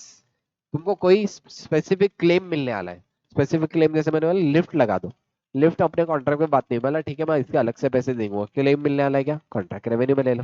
देखो क्या है, agreed price plus cost escalation plus claim incentive. अच्छा पेनल्टी है तो पेनल्टी भी लेस करूंगा क्या, yes any other adjustment to less करो। अच्छा क्लेम और इंसेंटिव कब रिकॉर्ड करूंगा, जब मेजर रिलायबली करोगे और कस्टमर देने को तैयार है, बोलो बराबर है क्या, यस। अच्छा कॉन्ट्रैक्ट कॉस्ट, एक तो डायरेक्टली एट्रीब्यूटेबल, ठीक है डायरेक्टली एट्रीब्यूटेबल वाला, उसके बाद contract cost that are attributable to the contract activity in general, एक रिलेटेड डायरेक्टली स्पेसिफिक कॉन्ट्रैक्ट जो उसका खुद का है, other cost as other cost as are specifically chargeable to the customer. यानी कॉस्ट में क्या क्या आएगा, एक तो एट्रीब्यूटेबल स्पेसिफिक वाला, और अगर कस्टमर को कुछ स्पेसिफिक चीजें चार्ज करनी है तो वो आएगा, जैसे यहाँ पे लिखा हुआ है साइट लेबर आएगा क्या, यस। मटेरियल, अब यहाँ पे देखो मटेरियल में एक बहुत इंपॉर्टेंट वर्ड है यूज्ड, आईसीआई के बहुत सारे क्वेश्चन में दिया हुआ material unused, unused unused material लेना है क्या, सिर्फ कौन सा वाला लेते हैं, यूज। डेप्रीसिएशन कब लूंगा, यूज किया तो, आइडियल रहा तो नहीं लूंगा, लेकिन अगर वही मैं प्लांट एंड इक्विपमेंट रेंट पे लिया तो पूरा ही ले लो, हायरिंग चार्जेस में यूज अनयूज लगाते क्या, नहीं। डेप्रीसिएशन में दिमाग लगाते हैं, यूज अनयूज, हायर किया बाहर से तो यूज करो मत करो पूरा लेना पड़ेगा क्या, yes. Moving plant from the other side उसकी भी कॉस्ट ले लो। Design and technical assistant that is directly related. अच्छा अब एक बात बताऊं क्या, डायरेक्टली रिलेटेड वाला स्पेसिफिक में आया, नॉट डायरेक्टली रिलेटेड भी इन्होंने कवर किया, cost of design and technical assistant not directly related in general allocated to the specific contract, यानी अलोकेट करूंगा क्या, यस। यानी एक इंपॉर्टेंट चीज है design and technical assistant direct है या इनडायरेक्ट है, दोनों केस में भी आएगा क्या, यस। डायरेक्ट है तो ऊपर से, इनडायरेक्ट है तो नीचे से, बोलो बराबर है। नेक्स्ट क्या है, एस्टिमेटेड कॉस्ट ऑफ रेक्टिफिकेशन और गारंटी वर्क, अगर मेरे को कुछ गारंटी वर्क बाद में गारंटी दिया और मेरे को पता है खराब होगा तो उसकी कॉस्ट अभी एस्टिमेट करके ऐड कर दूंगा क्या, यस। और claim from the third party, अगर थर्ड पार्टी का कुछ भी क्लेम है तो वो वाला खर्चे भी ऐड करो। अच्छा direct cost reduce by the incidental income, incidental income मतलब क्या, मेरा मटेरियल बच गया मैंने बेच दिया, कम कर दूंगा क्या, यस। स्क्रैप आया, स्क्रैप भी आ सकता क्या,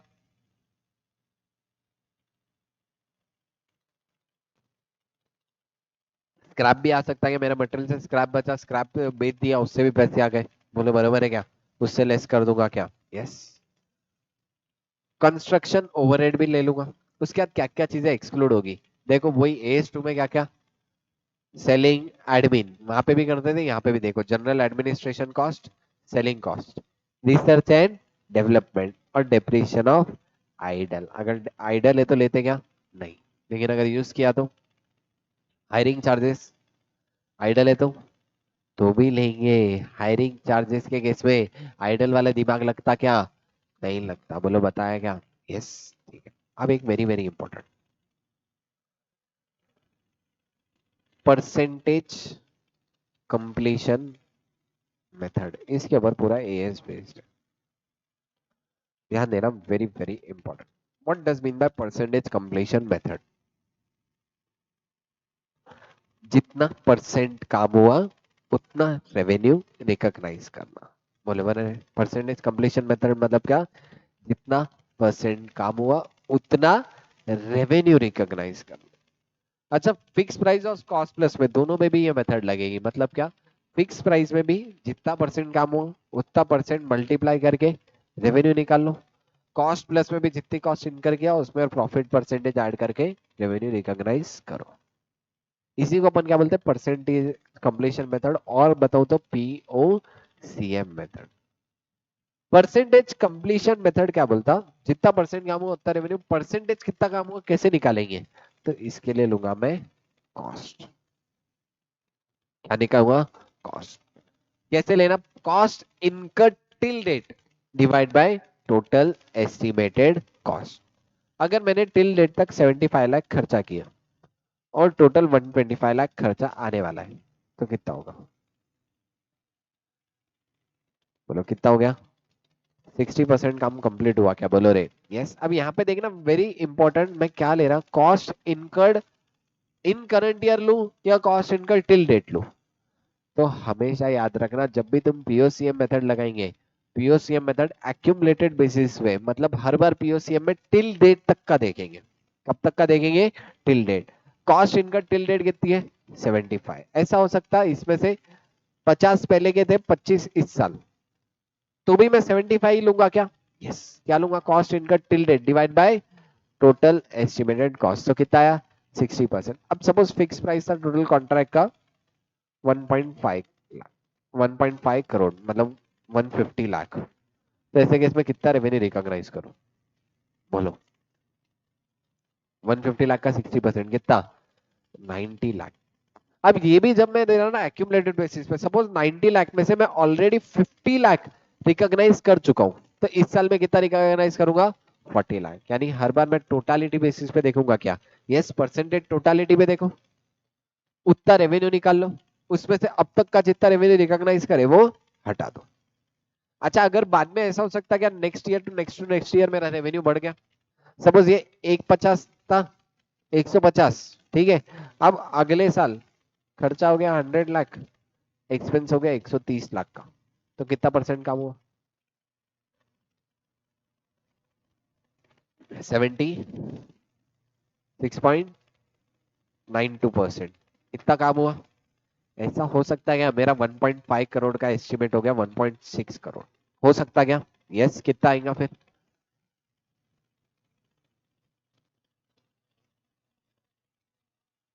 123 आ गया। इसमें से ऑलरेडी कितना रिकॉग्नाइज करा था? 90। 90 हटा दो तो कितना आ जाएगा? 33। यानी हर बार क्या करूंगा मैं, रेवेन्यू कैसे निकालूंगा? Cumulative basis. कैसे बेसिस? Cumulative basis. अब तक कितना हुआ वो देखना है मेरे को, पहले का दिमाग लगाने का क्या, करंट ईयर का परसेंटेज निकालो। Total estimated cost divide by cost incurred till date divide by total estimated cost, percentage आया। वो परसेंटेज को तुम्हारा जो भी रेवेन्यू का एस्टिमेट है, बढ़ गया तो बढ़ा लो, कम हुआ तो कम कर दो, उससे मल्टीप्लाई करके क्या कर देना, रेवेन्यू तुम्हारा करंट ईयर का निकाल लेना। बोलो बरोबर है क्या? यस। यही क्या है? Percentage completion method. देखो क्या। अच्छा, अब इसमें एक इंपॉर्टेंट चीज है, ध्यान देना, पहले पढ़ लो। Percentage completion method mostly long term contract में, जहां पे final outcome number of years के बाद में, recognize revenue annually in proportion of progress of work match with the corresponding cost। मतलब corresponding cost के proportion में क्या करो? revenue recognize करो। इसी को दूसरा नाम क्या दिया? stage of completion method।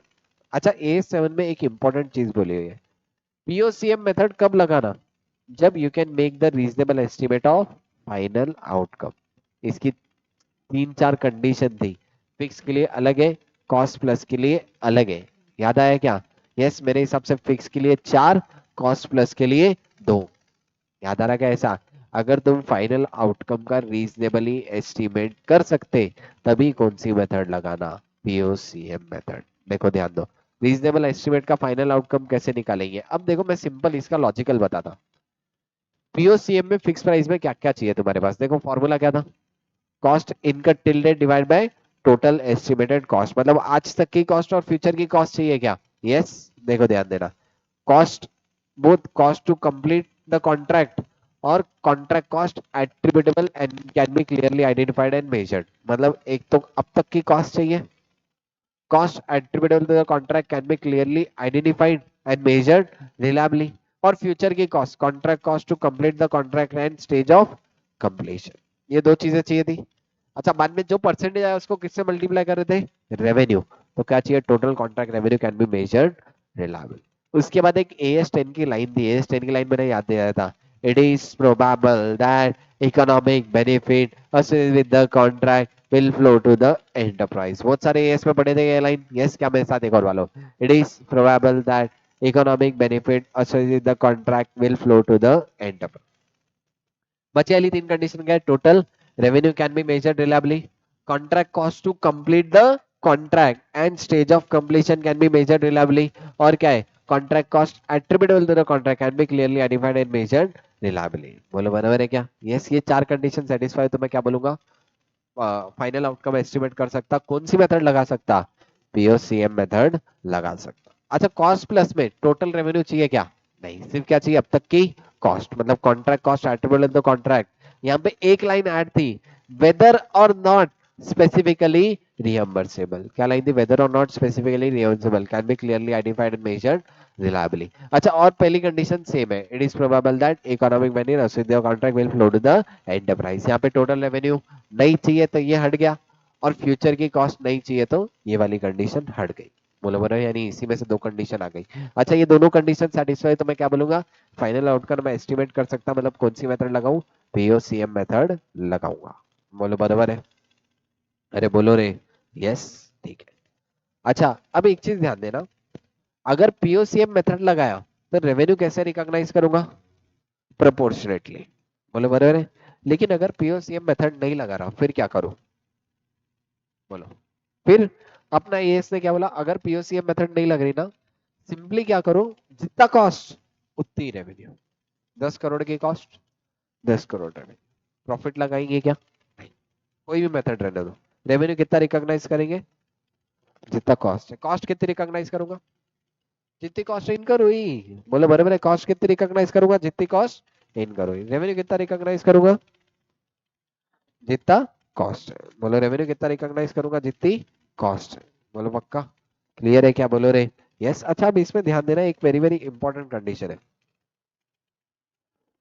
Whenever, ध्यान देना, total contract cost is more than total contract revenue, मतलब क्या है? लॉस हुआ। टोटल कॉन्ट्रैक्ट कॉस्ट 1.5 करोड़ है, रेवेन्यू 1 करोड़ है, कितने का लॉस? 50 लाख। लॉस का नाम जैसे ही आता कान खड़े, कौन सा कॉन्सेप्ट आ गया? Prudence concept. प्रूडेंस कॉन्सेप्ट क्या बोलता था? Loss to be recognized immediately, यानी 50 लाख का लॉस इमीडिएटली रिकॉग्नाइज करना पड़ेगा क्या? यस। ठीक है, यानी whenever total contract cost exceeds total contract revenue, loss to be recognized as an expense immediately. हर बार चेक करना पड़ेगा क्या? यस, बहुत सारे क्वेश्चन है आईसीआई में इसके रिगार्डिंग। अच्छा, एक चीज ध्यान से सुनना, 50 लाख का लॉस है, इसमें दो लॉस रहेंगे, एक तो फ्यूचर का लॉस और एक अब तक का लॉस। सपोज ऐसा है कि मेरा पीओसीएम मेथड से परसेंटेज आया 60%, तो 50 लाख का 60% मतलब कितना? 30 लाख का लॉस ऑलरेडी रिकॉग्नाइज हो चुका होगा क्या? यस। कितने का प्रोविजन बनाना पड़ेगा? 20 लाख का प्रोविजन फॉर लॉस बनाऊंगा। बोलो पक्का? क्लियर है? यस। यानी 20 लाख का प्रोविजन फॉर लॉस और 30 लाख का लॉस ऑलरेडी रिकॉग्नाइज हो चुका, कुछ भी करने की जरूरत है क्या? नहीं। अच्छा, एक बात बता, आज लॉस रिकॉग्नाइज करा, फ्यूचर में फिर क्या रिवर्स करना पड़ेगा क्या? यस। ऐसा डबल डबल थोड़ी होगा, आज लॉस रिकॉग्नाइज करे फ्यूचर में रिवर्स करना पड़ेगा। इसके ऊपर मॉड्यूल में क्वेश्चन भी था जहां पे लेक्चर बनाए थे अपन ने, याद आया क्या? यस। तो मेरे साथ एक और बार है, whenever total contract cost exceeds total contract revenue, loss to be recognized as an expense immediately. बोलो बराबर है? यस। अच्छा, परसेंटेज कंप्लीशन मेथड में फाइनल आउटकम एस्टिमेट नहीं कर सकते तो कॉस्ट कितनी रिकॉग्नाइज करूं? जितना इनकर हुआ। रेवेन्यू कितना रिकॉग्नाइज करो? जितनी कॉस्ट। बोलो, वही यहाँ पे लिखा हुआ है। कॉन्ट्रैक्ट कॉस्ट देखो, एक तो ये लिखा हुआ है total contract cost is expected to total contract revenue loss to be recognized as an expense immediately. उसके बाद पीओसीएम मेथड नहीं लगा रहे थे तो रेवेन्यू कॉस्ट जितना कॉस्ट, कॉस्ट जितना। अच्छा, कोई भी ऐसी अनसर्टेनिटी थी जिसकी वजह से फाइनल आउटकम नहीं लग रहा था, मतलब आउटकम रिलायबली एस्टिमेट नहीं कर सकते थे, बट अब वो अनसर्टेनिटी नहीं है, अनसर्टेनिटी हट गई, तो अब पीओसीएम मेथड लगा सकता क्या? यस। अनसर्टेनिटी क्या जैसे नहीं लगा पा रहे थे, लेकिन अब क्या हुआ, अब अनसर्टेनिटी हट गई, तो क्या अब पीओसीएम मेथड लगाऊंगा क्या? यस। अब पीओसीएम मेथड लगा दूंगा। कोई दिक्कत है क्या? एनी दिक्कत, दुविधा, अड़चन, समस्या, problem, no problem, yes problem, कुछ तो बोलो। नो प्रॉब्लम जो यूट्यूब पे देख रहे हो वो कमेंट करके बोलो, अगर कुछ प्रॉब्लम है तो। प्रॉब्लम नहीं है तो कमेंट करके बोलो नो प्रॉब्लम। समझ में आ रहा है क्या? यस। ठीक है, देखो वही यहाँ पे लिखा हुआ है। अच्छा, प्रूडेंस कॉन्सेप्ट की वजह से प्रोविजन फॉर लॉस अपने को बनाना पड़ेगा। अच्छा एक बार मेरे को याद दिलाओ, अगर फाइनल आउटकम रिलायबली एस्टिमेट कर सकता तभी क्या लगाऊंगा, percentage completion method, otherwise percentage completion method नहीं लगाऊंगा। फाइनल आउटकम 4 कंडीशन फिक्स में, 2 कंडीशन कॉस्ट प्लस में। बोलो पक्का, क्लियर। यहाँ पे अपने ये एएस की मेजोरिटी चीजें खत्म हुई। अच्छा, treatment related to the contract cost related to the future activity, future activity के रिगार्डिंग कॉस्ट है। देखो, contract revenue is recognized as the revenue in the period in which work is perform, जब work perform हुआ तब की। लेकिन बहुत बार ऐसा हो सकता है क्या कि मैंने फ्यूचर एक्टिविटी की कॉस्ट आज की डेट में ही निकाल के रखा। यस, इसी को अपन क्या बोलते हैं, amount due from customer and classified as a contract work in progress. Future की एक्टिविटी थी, मैंने आज की डेट में ही खर्चा कर दिया, उसको क्या बोलूंगा, कॉन्ट्रैक्ट वर्क इन प्रोग्रेस। जैसे कस्टमर ने बोला था लिफ्ट लाके लगाना, लिफ्ट लास्ट ईयर में लगनी चाहिए थी, मैंने आज की डेट में लाके रख दिया, तो उसको क्या क्लासिफाई करूंगा, कॉन्ट्रैक्ट वर्क इन प्रोग्रेस। बोलो बराबर है क्या। अनकलेक्टेबल रेवेन्यू, कहीं पे भी रेवेन्यू अनकलेक्टेबल है, रेवेन्यू रिकॉग्नाइज नहीं होगा, मतलब क्या है, लॉस है। लॉस है तो इमीडिएटली रिकॉग्नाइज करना पड़ेगा क्या। सर स्टेज ऑफ कंप्लीशन कैसे निकालते हैं, स्टेज ऑफ कंप्लीशन में एक मेथड थी पीओसीएम। पीओसीएम मेथड कैसे लगाए थे, cost incurred till date divide by estimated total cost. बोलो बराबर है। इसमें दो और मेथड है, एक तो सर्वे करके भी निकाल सकते हैं और फिजिकल प्रोपोर्शन। सर्वे मतलब क्या, इंजीनियर को बुलाएंगे और बताएंगे बता भैया कितना काम हुआ, उसने बोला 40% तो 40%। और लास्ट क्या है, फिजिकल प्रोपोर्शन, मतलब तुमको 10,000 स्क्वायर फीट का बनाना था, 6,000 स्क्वायर फीट का काम हो गया, मतलब कितना, 60% काम हो गया। बोलो बराबर, यानी ये क्या हो गया, फिजिकल प्रपोर्शन। बोलो पक्का, क्लियर। यानी तीन है, एक तो अपना परसेंटेज से, मतलब कैसे कॉस्ट इनकर्ड, दूसरा सर्वे, या फिर फिजिकल प्रपोर्शन से भी पीओसीएम निकाल सकते हैं क्या, बोलो रे यस। अच्छा, कहीं पे भी एस्टिमेट चेंज हुआ तो उसका कौन से बेसिस पे, क्यूमुलेटिव बेसिस, मतलब अब तक जो हुआ उसके बेसिस पे ही करते क्या अपन, बोलो रे यस। इसका एग्जांपल देके भी बताया। अच्छा, कुछ भी चेंज है तो चेंज इन अकाउंटिंग एस्टिमेट किसके अकॉर्डिंग अकाउंट पर करना पड़ेगा, AS5 changes in accounting estimate. याद आया क्या, कैसा इफेक्ट देते हैं, प्रोस्पेक्टिव या रेट्रोस्पेक्टिव, प्रोस्पेक्टिव इफेक्ट देते हैं, याद आ रहा क्या। यस, और इसके रिगार्डिंग AS5 में डिस्क्लोजर्स भी देने पड़ेंगे, याद आया क्या, बोलो रे यस। ठीक है। अच्छा, कहीं पे भी एस्टिमेट चेंज हुआ P&L स्टेटमेंट में रिकॉग्नाइज करो और सब्सिक्वेंट में ध्यान देना। अच्छा, डिस्क्लोजर किस चीज का देना है, एक तो रेवेन्यू कितना रिकॉग्नाइज कर रहे हैं, कौन सी मेथड है, स्टेज ऑफ कंप्लीशन कैसे डिटरमाइन करें, वो सब बता दो। और क्या क्या डिस्क्लोज देना, कॉस्ट इनकर्ड और रिकॉग्नाइज प्रॉफिट। एडवांस रिसीव्ड हुआ क्या, रिटेंशन। रिटेंशन मतलब क्या, बहुत बार कस्टमर काम होने के बाद भी पैसे नहीं देता, क्यों नहीं देता, उसको भरोसा नहीं है। अगर कस्टमर रिटेंशन में नहीं होल्ड कर रहा, वो भी मेरे को डिस्क्लोजर कर देना पड़ेगा क्या, यस। प्रोग्रेस बिलिंग, कितने की बिलिंग हुई, कितने की एडवांस आई। अब ये वाला टेबल बहुत इंपॉर्टेंट है, इसके ऊपर एक क्वेश्चन भी था। Amount due from customer is an asset, amount due to customer is a liability. इसका अमाउंट अगर पॉजिटिव आया तो ड्यू फ्रॉम कस्टमर, नेगेटिव आया तो ड्यू टू कस्टमर। कैसे निकालेंगे, कॉस्ट इनकर्ड ले लो प्लस प्रॉफिट ऐड करो, यानी लॉस लेस, यानी सिंपल क्या, ये तीनों मिला के रेवेन्यू। उसके में से बिलिंग कितने की कर दी है कस्टमर से, अगर पॉजिटिव आया बिलिंग कम की किए, मतलब amount due from customer, billing ज्यादा की किए, अमाउंट ड्यू टू कस्टमर। बोलो बराबर है। बिलिंग कैसे डिपेंड होगी, क्वेश्चन में बोला हुआ रहेगा कितने की बिलिंग हुई। बोलो बराबर है। यहाँ पे अपना AS7 का पढ़ के हुआ, एक बार क्वेश्चंस करेंगे। पहले एक बार AS7 फटाफट रिवाइज करो, कितने मेथड है AS7 में, सिंपली बताओ तो, दो, फिक्स और कॉस्ट। फिक्स मतलब अमाउंट फिक्स है, कॉस्ट प्लस मतलब जितना कॉस्ट इनकर किया प्लस परसेंटेज और फिक्स फी।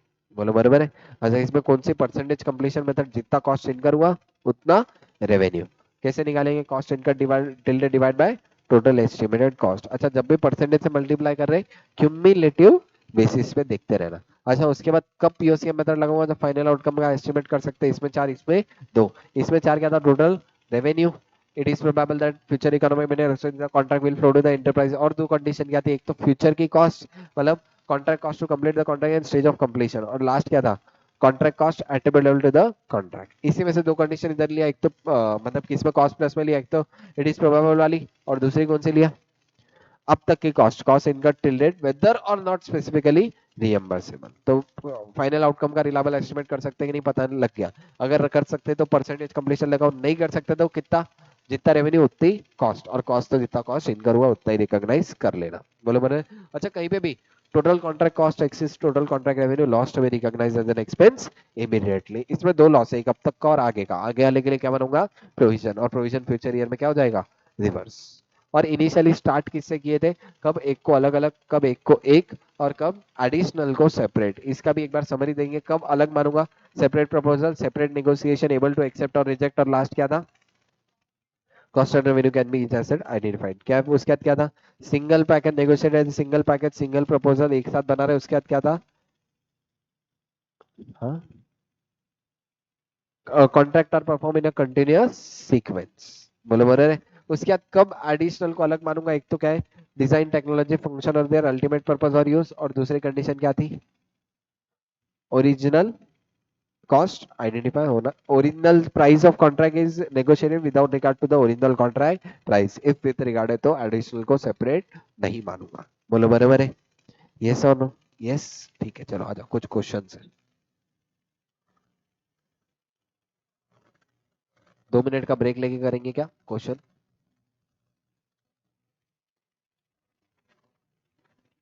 ठीक है।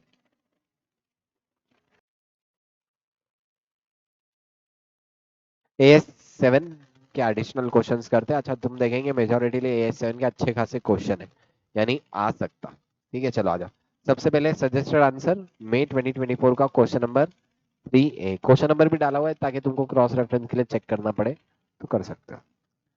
Construction limited engage in the construction of flyover railway, railway authorities के साथ कॉन्ट्रैक्ट किया कितने करोड़ में, फटाफट बताओ, 400 crore. At the end of year one, it was estimated that cost to be incurred will be 370. But by the end of year one, this estimated stand revised to 375. यानी year one में देखो, जब start किया contract तब मेरे को लगा सब 370 करोड़ का खर्च आएगा, लेकिन ईयर एंड तक एक एस्टिमेट कितने पे हो गया, 375। अच्छा एक बात बताओ, फिर फर्स्ट ईयर के लिए 375 लू या 370, 375 लूंगा। ये 370 क्या था, कंफ्यूजन के लिए था, ठीक है। अच्छा उसके बाद ईयर 3 का डायरेक्टली डेटा दिया इन्होंने। ईयर 3 में क्या बोला, contract value will increase by 10 crore and cost will increase by 7 crore. क्या बढ़ सकती है कॉन्ट्रैक्ट रेवेन्यू, यस, ठीक है। अच्छा यहाँ पे दिया हुआ है contract cost based on the proportionate completion method is to be recognised, ठीक है। अच्छा कहीं पे भी तुम देखेंगे total contract cost does not exceed total contract revenue, मतलब लॉस है क्या कहीं पे भी नहीं। पहले साल में 98.8, पहले साल में टोटल कॉन्ट्रैक्ट कॉस्ट कितनी थी, 375, तो कितना परसेंटेज हुआ, 26 पॉइंट, एक तो परसेंटेज और दूसरा रेवेन्यू कितना है, 26.35%। रेवेन्यू कितना आ रहा है, रेवेन्यू कितना था 400 करोड़ के हिसाब से, कितना आया, 105.40, इतना ही आया, यस ठीक है। उसके बाद अब एक बात ध्यान देना, यहाँ पे contract cost incurred at the end of each year बोला। स्टिल मेरे को एक बात बताओ, क्या ये टोटल होगा या हर साल का है, ये टोटल कॉस्ट ही है, क्योंकि देखना यहाँ पे 382 ईयर 4 में बोला। टोटल कॉस्ट भी कितनी थी, 375 पहले थी, बाद में 7 से बढ़ गई, 375 प्लस 7 382, यानी ये टोटल कॉस्ट ही है क्या, यस। देखो 375 प्लस 7 382, यहाँ पे भी क्या आया 382, यानी टोटल है या इंडिविजुअल ईयर का है, टोटल है। अच्छा मेरे को टोटल चाहिए या इंडिविजुअल ईयर का चाहिए, टोटल ही चाहिए। पीओसीएम के लिए क्या चाहिए, total contract cost, cost income till date divide by total contract cost, total estimated cost. अब यहाँ पे 202.4 375 कितना परसेंटेज हुआ, कितना आया 53.97, 400 करोड़ से मल्टीप्लाई 1215.88। अच्छा करंट ईयर में कितना रेवेन्यू आएगा फिर, पहले कितना था 105.40, 215.88 में 105.40 रिकॉग्नाइज कर लिया, तो अब कितना 110.48, इतना आया क्या, देखो कैसे, ये तो टोटल रेवेन्यू हुआ ना, 215.88 क्या हुआ टोटल रेवेन्यू, इसमें से कितना पहले रिकॉग्नाइज कर चुका था मैं, 105.4, तो इस साल कितना रिकॉग्नाइज करूंगा 110.48। थर्ड ईयर में ध्यान देना, थर्ड ईयर की कॉस्ट 310 थी including unused material of 3 crore. क्या लूंगा क्या, अनयूज मटेरियल लूंगा क्या, नहीं, यानी कॉस्ट कितनी हो जाएगी 307। अनयूज नहीं लेते। यहाँ पे टोटल कॉन्ट्रैक्ट कॉस्ट कितनी थी 375 या 382। अब यहाँ पे देखो ईयर 3 मतलब ये साल में क्या हुआ था 7 करोड़ से बढ़ गई थी तो 382, तो परसेंटेज कितना आया 80.37। अच्छा अब ध्यान देना, यहाँ पे टोटल कॉन्ट्रैक्ट रेवेन्यू कितना था 400 से मल्टीप्लाई करूँ या 410, 410 से मल्टीप्लाई होगा। क्यों 410 से मल्टीप्लाई होगा, क्योंकि कॉस्ट बढ़ गई ना। यस, तो 410 इंटू 80.37 329.51। इसमें से पिछले ईयर तक कितना रिकॉग्नाइज कर लिया 215.88, तो कितना आया 113.63, इतना आया क्या, पक्का, ठीक है।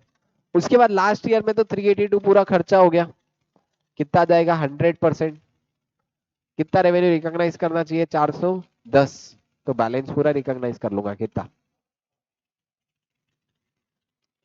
बोलो कितना 80.49, ठीक है। अच्छा मेरे को क्या निकालना है स्टेज ऑफ कंप्लीशन, कितना कितना है 26, 53, 80, 100, क्या इनका भी यही है क्या 26, 53, 80, 100।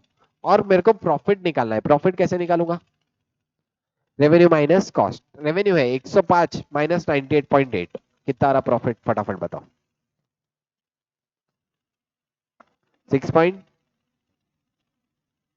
6.2।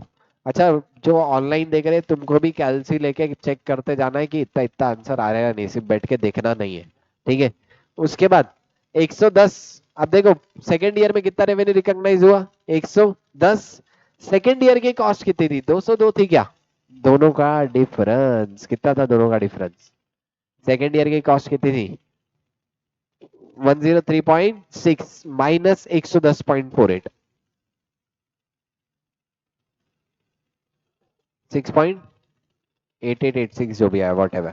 थर्ड ईयर में 310 या 307, 307, 307 में से पहले कितना हुआ 202.4, कितना है 90 पॉइंट, कितना है 307 माइनस 202.4 104.6, 104.6 माइनस 113.63 9.03।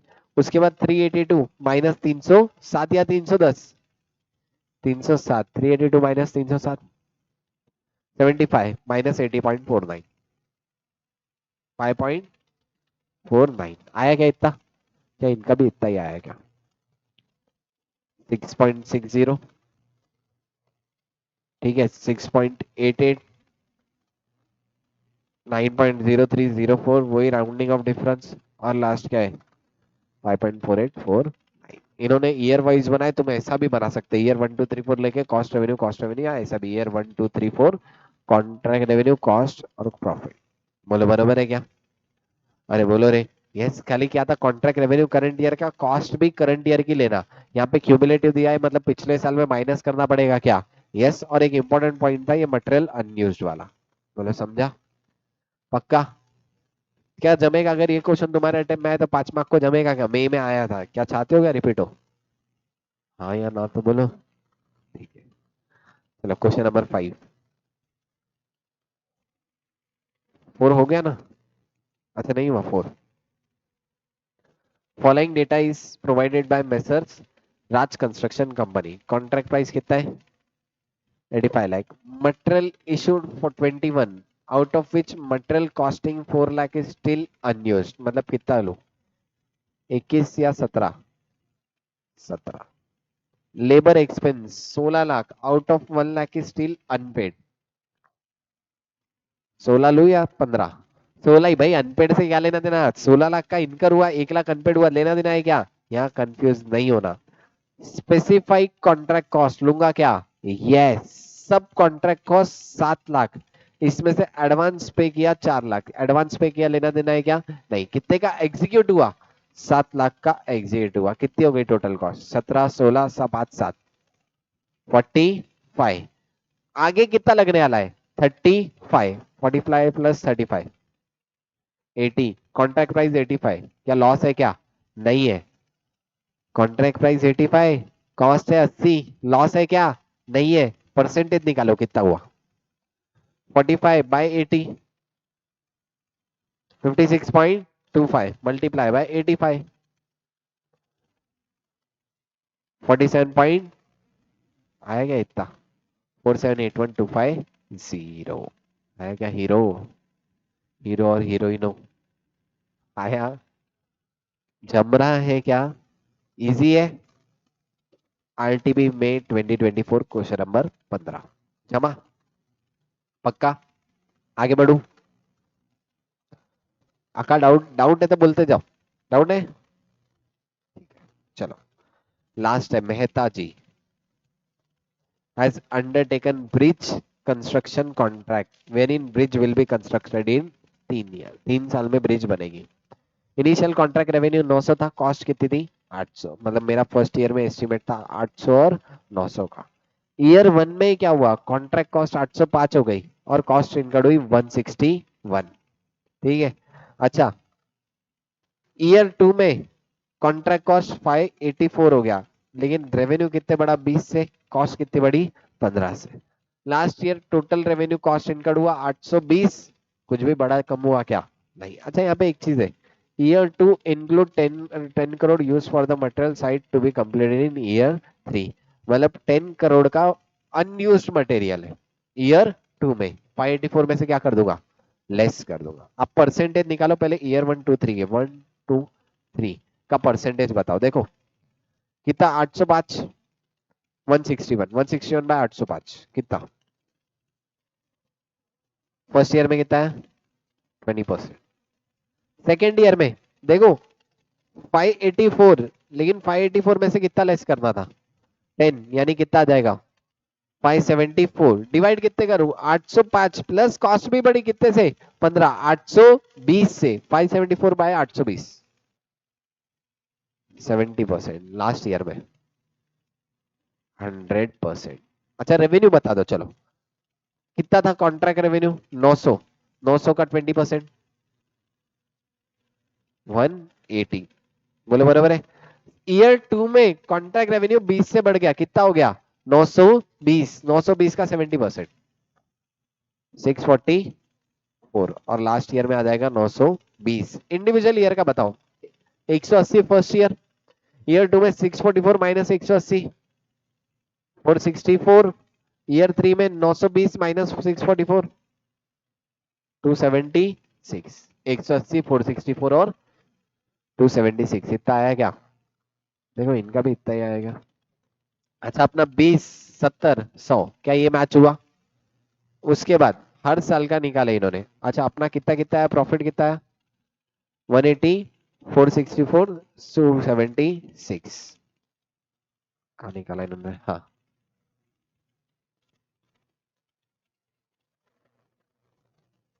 सॉरी, अपना ये रेवेन्यू है। हाँ, रेवेन्यू कितना है? 180, 464, 276। अच्छा, इन्होंने कॉस्ट भी निकाले 161, 19, 413, 51। कॉस्ट निकाल के क्या प्रॉफिट भी निकाल सकते थे क्या? यस।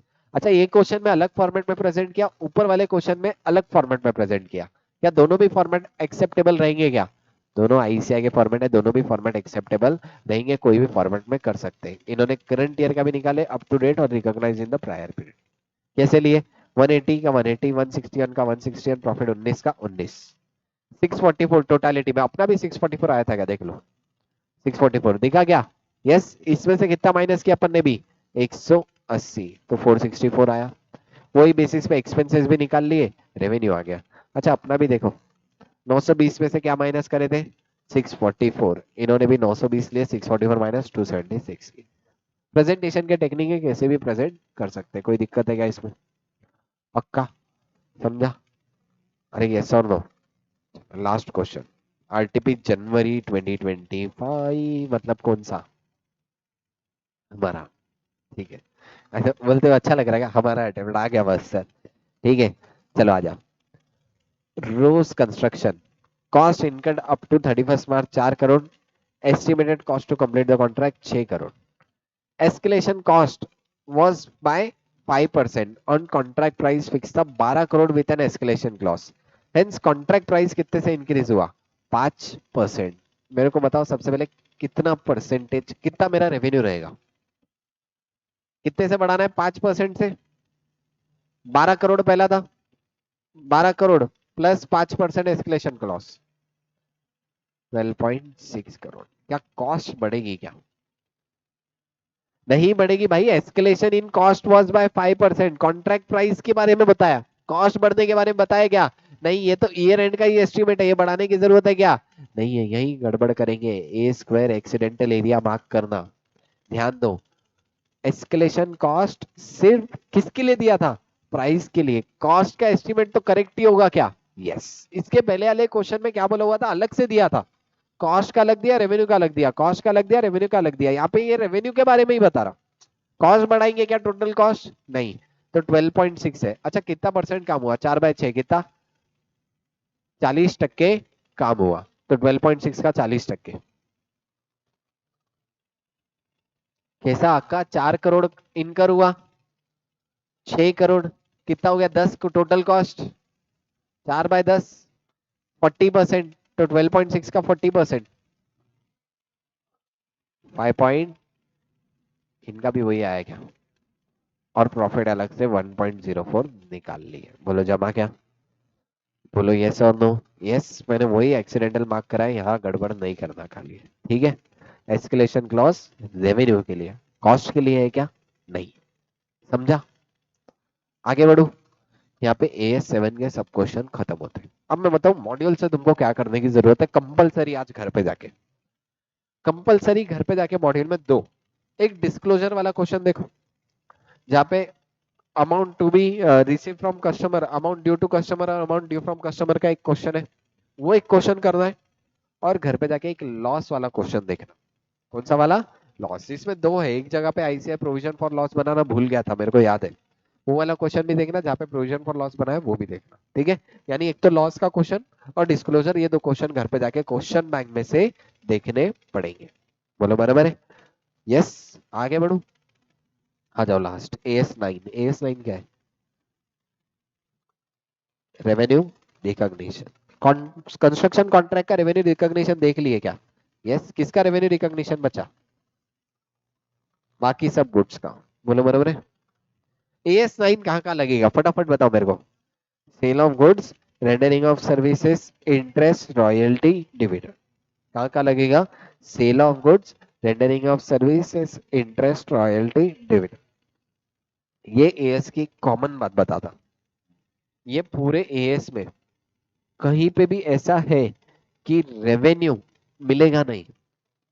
तुमने डेटर को सेल करे, पता नहीं डेटर देगा या नहीं। तुमने सर्विसेज दिए, पता नहीं सामने वाला देगा या नहीं। तुमने इंटरेस्ट, रॉयल्टी, डिविडेंड अक्रू तो हुआ, पता नहीं देगा या नहीं। तो रेवेन्यू रिकॉग्नाइज करेंगे क्या? नहीं। If there is any significant uncertainty regarding consideration, मतलब कंसिडरेशन मिलेगी या नहीं, इसके रिगार्डिंग अनसर्टेनिटी है, तो रेवेन्यू रिकॉग्निशन क्या करना पड़ेगा? पोस्टपोन करना पड़ेगा। समझ में आ रहा है क्या? रेवेन्यू कब रिकॉग्नाइज करेंगे? जब सर्टेनिटी होनी चाहिए पैसे मिलेंगे, कंसिडरेशन की सर्टेनिटी होनी चाहिए, तभी रेवेन्यू रिकॉग्नाइज करूंगा, otherwise revenue recognition should be postpone. हर जगह कॉमन पॉइंट रहेगा, ठीक है। अच्छा मैं इंडिविजुअली 2 मिनट में बता देता। सेल ऑफ गुड्स के केस में क्या होगा? सेल ऑफ गुड्स के केस में कब रेवेन्यू रिकॉग्नाइज करूंगा? सबसे पहले property transfer, risk and reward transfer, no significant uncertainty regarding consideration. If there is significant uncertainty regarding consideration, then revenue recognition should be postponed. Rendering of service, service के case में कैसे? Percentage completion method या completed service contract method. जितनी service complete हुई इतना revenue recognise करो। या पीओसीएम, पीओसीएम कैसे लगाएंगे? Cost income divide by total estimate cost multiplied by revenue, जैसे अभी अपन सीख किया है। इंटरेस्ट के केस में टाइम प्रपोर्शन, अक्रूवल बेसिस, जितना इंटरेस्ट अक्रू हुआ उतना इंटरेस्ट रेवेन्यू रिकॉग्नाइज करो। रॉयल्टी के केस में अक्रूवल, अच्छा यहाँ पे अक्रूवल बेसिस था, इंटरेस्ट टाइम प्रपोर्शन, जितना टाइम हुआ उतना रिकॉग्नाइज करो, रॉयल्टी अक्रूवल, जितनी रॉयल्टी अक्रू हुई मेरे को जितनी देनी पड़ेगी उतना रिकॉग्नाइज, और dividend when right to receive payment is establish. अच्छा डिविडेंड के केस में राइट टू रिसीव पेमेंट कब एस्टैब्लिश होगा, जब डिविडेंड डिक्लेयर होगा। बोलो बना नहीं, यानी तीन चीजें, sale of goods, rendering of service, interest, royalty, dividend. अच्छा कुछ चीजें नहीं आएंगी, कंस्ट्रक्शन कॉन्ट्रैक्ट कहा जाएगा AS7, hire purchase lease AS19, government grant AS12, insurance का यहाँ पे आता क्या, स्पेशल केस है इंश्योरेंस नहीं आता। Definition of revenue, revenue is the gross inflow of, सिर्फ कैश है क्या, नहीं, रिसीवेबल अदर कंसिडरेशन, यानी अगर पैसे नहीं आए तो भी रेवेन्यू रिकॉग्नाइज कर सकते क्या, yes in ordinary activity from sale of goods, rendering of services and interest, royalty, dividend। बोलो बराबर है, yes। अच्छा example which will not be included in the definition of revenue, definition of revenue में क्या क्या नहीं आता, ये वाले केस में रियलाइज अनरियलाइज कभी भी नहीं आएगा, ये वाले केस में कब नहीं आएगा, अनरियलाइज्ड है तो ही। सबसे पहले क्या है, एप्रिसिएशन या depreciation in the value of fix asset, मैं फिक्स एसेट बेच रहा था और बेचते टाइम गेन हुआ, रेवेन्यू है क्या, नहीं है, उसको कहां पे अकाउंट फॉर करना है, AS10, यानी नॉन करंट एसेट बेच रहा हूं और उस पर रेवेन्यू हुआ, दिमाग लगाना है क्या, नहीं। उसके बाद क्या है, फॉरेन एक्सचेंज रेट AS11, दिमाग लगाना है क्या, नहीं। उसके बाद क्या है, discharge of obligation is less then in carrying amount, मेरी एक लाख की लायबिलिटी थी, मैंने उसको 60,000 रुपए दिए, क्या 40,000 रेवेन्यू हुआ क्या, नहीं। मेरा धंधा है क्या लोगों के पैसे डुबाने का, नहीं। तो ऐसे केस में मेरे लिए रेवेन्यू होगा क्या, नहीं, यानी discharge of obligation and less than is carrying amount, वो रेवेन्यू होगा क्या, नहीं। अपन कहाँ पे लेते हैं, sale of good, rendering of service, interest, royalty, dividend. Current asset sale नहीं हुआ तो उसके ऊपर का गेन रिकॉग्नाइज करूंगा क्या, नहीं, गेन कब रिकॉग्नाइज करूंगा, जब हो जाएगा। अच्छा ऐसे केस में बताओ गेन हुआ नहीं तब भी रिकॉग्नाइज कर रहे, एग्रीकल्चर फॉरेस्ट प्रोड्यूस, इस पे रिकॉग्नाइज कर रहे थे, NRV, यानी वहां पे गेन होगा क्या, यस, लेकिन AS9 में वहां पे गेन भी बोल रहे तो भी AS9 के हिसाब से रेवेन्यू है क्या, कब तक, जब तक रियलाइज नहीं होता, अनरियलाइज्ड है तो ही। बोले बना रहे क्या, यस। उसका देखता very important, principal agency relationship, principal agency relationship मतलब क्या, agent goods, principal goods agent को दे रहा बेचने के लिए, अब प्रिंसिपल जब एजेंट को देगा तो प्रिंसिपल ने एजेंट को दिया, मतलब प्रिंसिपल के लिए सेल है क्या, नहीं है, इसलिए स्पेशल केस है। बोलो बने रहे क्या, अब देखना ध्यान देना, प्रिंसिपल के लिए गुड सेल कब होगा, जब एजेंट बेच देगा। बोलो बने रहे, अच्छा एजेंट के लिए रेवेन्यू क्या होगा, क्या एजेंट ने गुड सेल किया, एजेंट के लिए रेवेन्यू है क्या, एजेंट के लिए revenue is amount of commission. बोलो बनाएगा इन case of agency revenue is amount of commission not gross inflow, यानी डेफिनेशन का एक्सेप्शन हो गया, अपनी डेफिनेशन कहते हैं revenue is a gross inflow of cash receivable other consideration, लेकिन एजेंट ने बेचा फिर भी उसके लिए ग्रॉस इनफ्लो होगा क्या, नहीं, उसके लिए सिर्फ क्या आएगी, कमीशन। अच्छा एजेंट कब बोलते हैं, whether sale is made on its own या बिहाफ ऑफ समवन, मतलब मैं किसी और के बिहाफ पे बेच रहा हूँ, खुद के लिए बेच रहा हूँ तो मैं खुद हो गया प्रिंसिपल, लेकिन अगर मैं किसी और के बिहाफ पे बेच रहा तो मैं कौन हो गया, एजेंट। और रिस्क एंड रिवार्ड किसके है, जनरली किसके रहते हैं, प्रिंसिपल के रहते हैं। बोलो बने रहे, यस। चलो sale of goods, sale of goods के केस में डायरेक्टली यहाँ पे चार्ट पे आ जाओ, देखो क्या है, property transfer, risk and reward transfer, no significant uncertainty regarding consideration, rendering में दो है, प्रोपोर्शनल कंप्लीट और completed service contract method, common note है, revenue should not be recognized if it is unreasonable to expect ultimate collection, if it is unreasonable to expect ultimate collection then revenue recognition should be postponed। interest क्यों दे रहे, cash report से time proportion, royalty use of asset accrual, dividend investment in share, right to receive payment is establish, common note no significant uncertainty regarding measurability और collectibility excuses, तब मैं revenue recognise नहीं करूंगा अगर अनसर्टेनिटी है, अगर uncertainty नहीं है तो ही रिकॉग्नाइज करो। बोलो बराबर है क्या, यस। अच्छा उसके बाद स्पेशल केसेस है, सबसे पहले मैंने गुड सामने वाले को बेच दिए, ठीक है, सपोज ऑयल की शॉप है मेरी, मैंने ऑयल अलग से निकाला डब्बा रखा बाजू में और उसको बोला लेके जा, उसने बोला प्लीज ये तेरे पास रखना मैं थोड़ी देर से आके लेके जाऊंगा, तो क्या मेरे लिए प्रॉपर्टी ट्रांसफर हुई क्या, नहीं, फिर भी सेल मानूंगा क्या, यस। कब, when delivery is liquid and buyers required and buyer take the title and accept billing, buyer बोला ठीक है कुछ भी नुकसान हुआ तो मैं बियर करने को रेडी हूँ, वो केस में क्या होगा, मैं रेवेन्यू रिकॉग्नाइज करूंगा, लेकिन तीन कंडीशन सेटिस्फाई होना, goods must be identified separately, मतलब वो तेल है ना, वो तेल अलग से सेपरेटली टिन है उसकी, ऐसा नहीं वो तेल लेके वापस ड्रम में डाल दिया, फिर होगा क्या, नहीं, क्योंकि वो तो फिर आइडेंटिफाई सेपरेटली नहीं हो रहे थे, सेपरेटली आइडेंटिफाई होने चाहिए भाई, ये इसके ये नुकसान होता है तो उसका। दूसरा क्या है, delivery is delayed at the buy request, buyer ने बोला तो मैंने बोला तो डिले करेगा नहीं, और गुड्स रेडी होने चाहिए, यानी तीन कंडीशन, बायर ने रिक्वेस्ट करना, स्पेसिफिकली आइडेंटिफाई, किसका रिक्वेस्ट रहना, बायर की, और गुड्स रेडी रहना, बोलो बराबर है। अच्छा, सेल और अप्रूवल बेसिस क्या होता है इसके केस में, जनरली मैं सामने वाले को गुड्स देता, सामने वाले का ऑप्शन है, या तो एक्सेप्ट करे या रिजेक्ट कर दे, एक्सेप्ट कर दिया मतलब सेल हो गया, रिजेक्ट कर दिया मैं वापस से लेके आ जाऊंगा। मेरे लिए सेल कब होगी, सामने वाला एक्सेप्ट करेगा, बोले बराबर है। अच्छा, इसमें जनरली टाइम भी रहता, 1 महीने का टाइम है, या तो 1 महीने में तुम वापिस भेज दे, नहीं तो तेरे को कंपलसरी रखने पड़ेंगे। तो ऐसे केस में रेवेन्यू कब रिकॉग्नाइज होगा, revenue should be recognise when should not be until, यहाँ तो उसने एक्सेप्ट कर लिया, या हैज डन सम एक्ट, मतलब उसने, मैंने उसको दिया, उसने तीसरे को भेज दिया, मतलब उसने एक्सेप्ट किया क्या, यस, और टाइम पीरियड एलैप्स हो गया, या फिर नो टाइम पीरियड, वहां पे रीजनेबल टाइम, अब टाइम पीरियड खत्म हो गया, रेवेन्यू रिकॉग्नाइज करो, उसने किसी और को भेज दिया, रेवेन्यू रिकॉग्नाइज करो, या उसने खुद फोन लाके बोला मेरे को गुड्स चाहिए, रेवेन्यू रिकॉग्नाइज करो, बोलो बराबर है क्या, यस। उसके बाद goods sold subject to the installation या इंस्पेक्शन, इंस्टॉलेशन इंस्पेक्शन था तो कब रेवेन्यू रिकॉग्नाइज करूंगा, जब इंस्टॉलेशन कंप्लीट हुआ, लेकिन इसमें देखना पड़ेगा इंस्टॉलेशन सिंपल है या कॉम्प्लेक्स है, कॉम्प्लेक्स है तो कब रिकॉग्नाइज करूंगा, इंस्टॉलेशन कंप्लीट होने के बाद, सेटिस्फैक्टरी होने के बाद, लेकिन सिंपल था जैसे फ्रिज विज का इंस्टॉलेशन, ये केस में कुछ दिक्कत है क्या,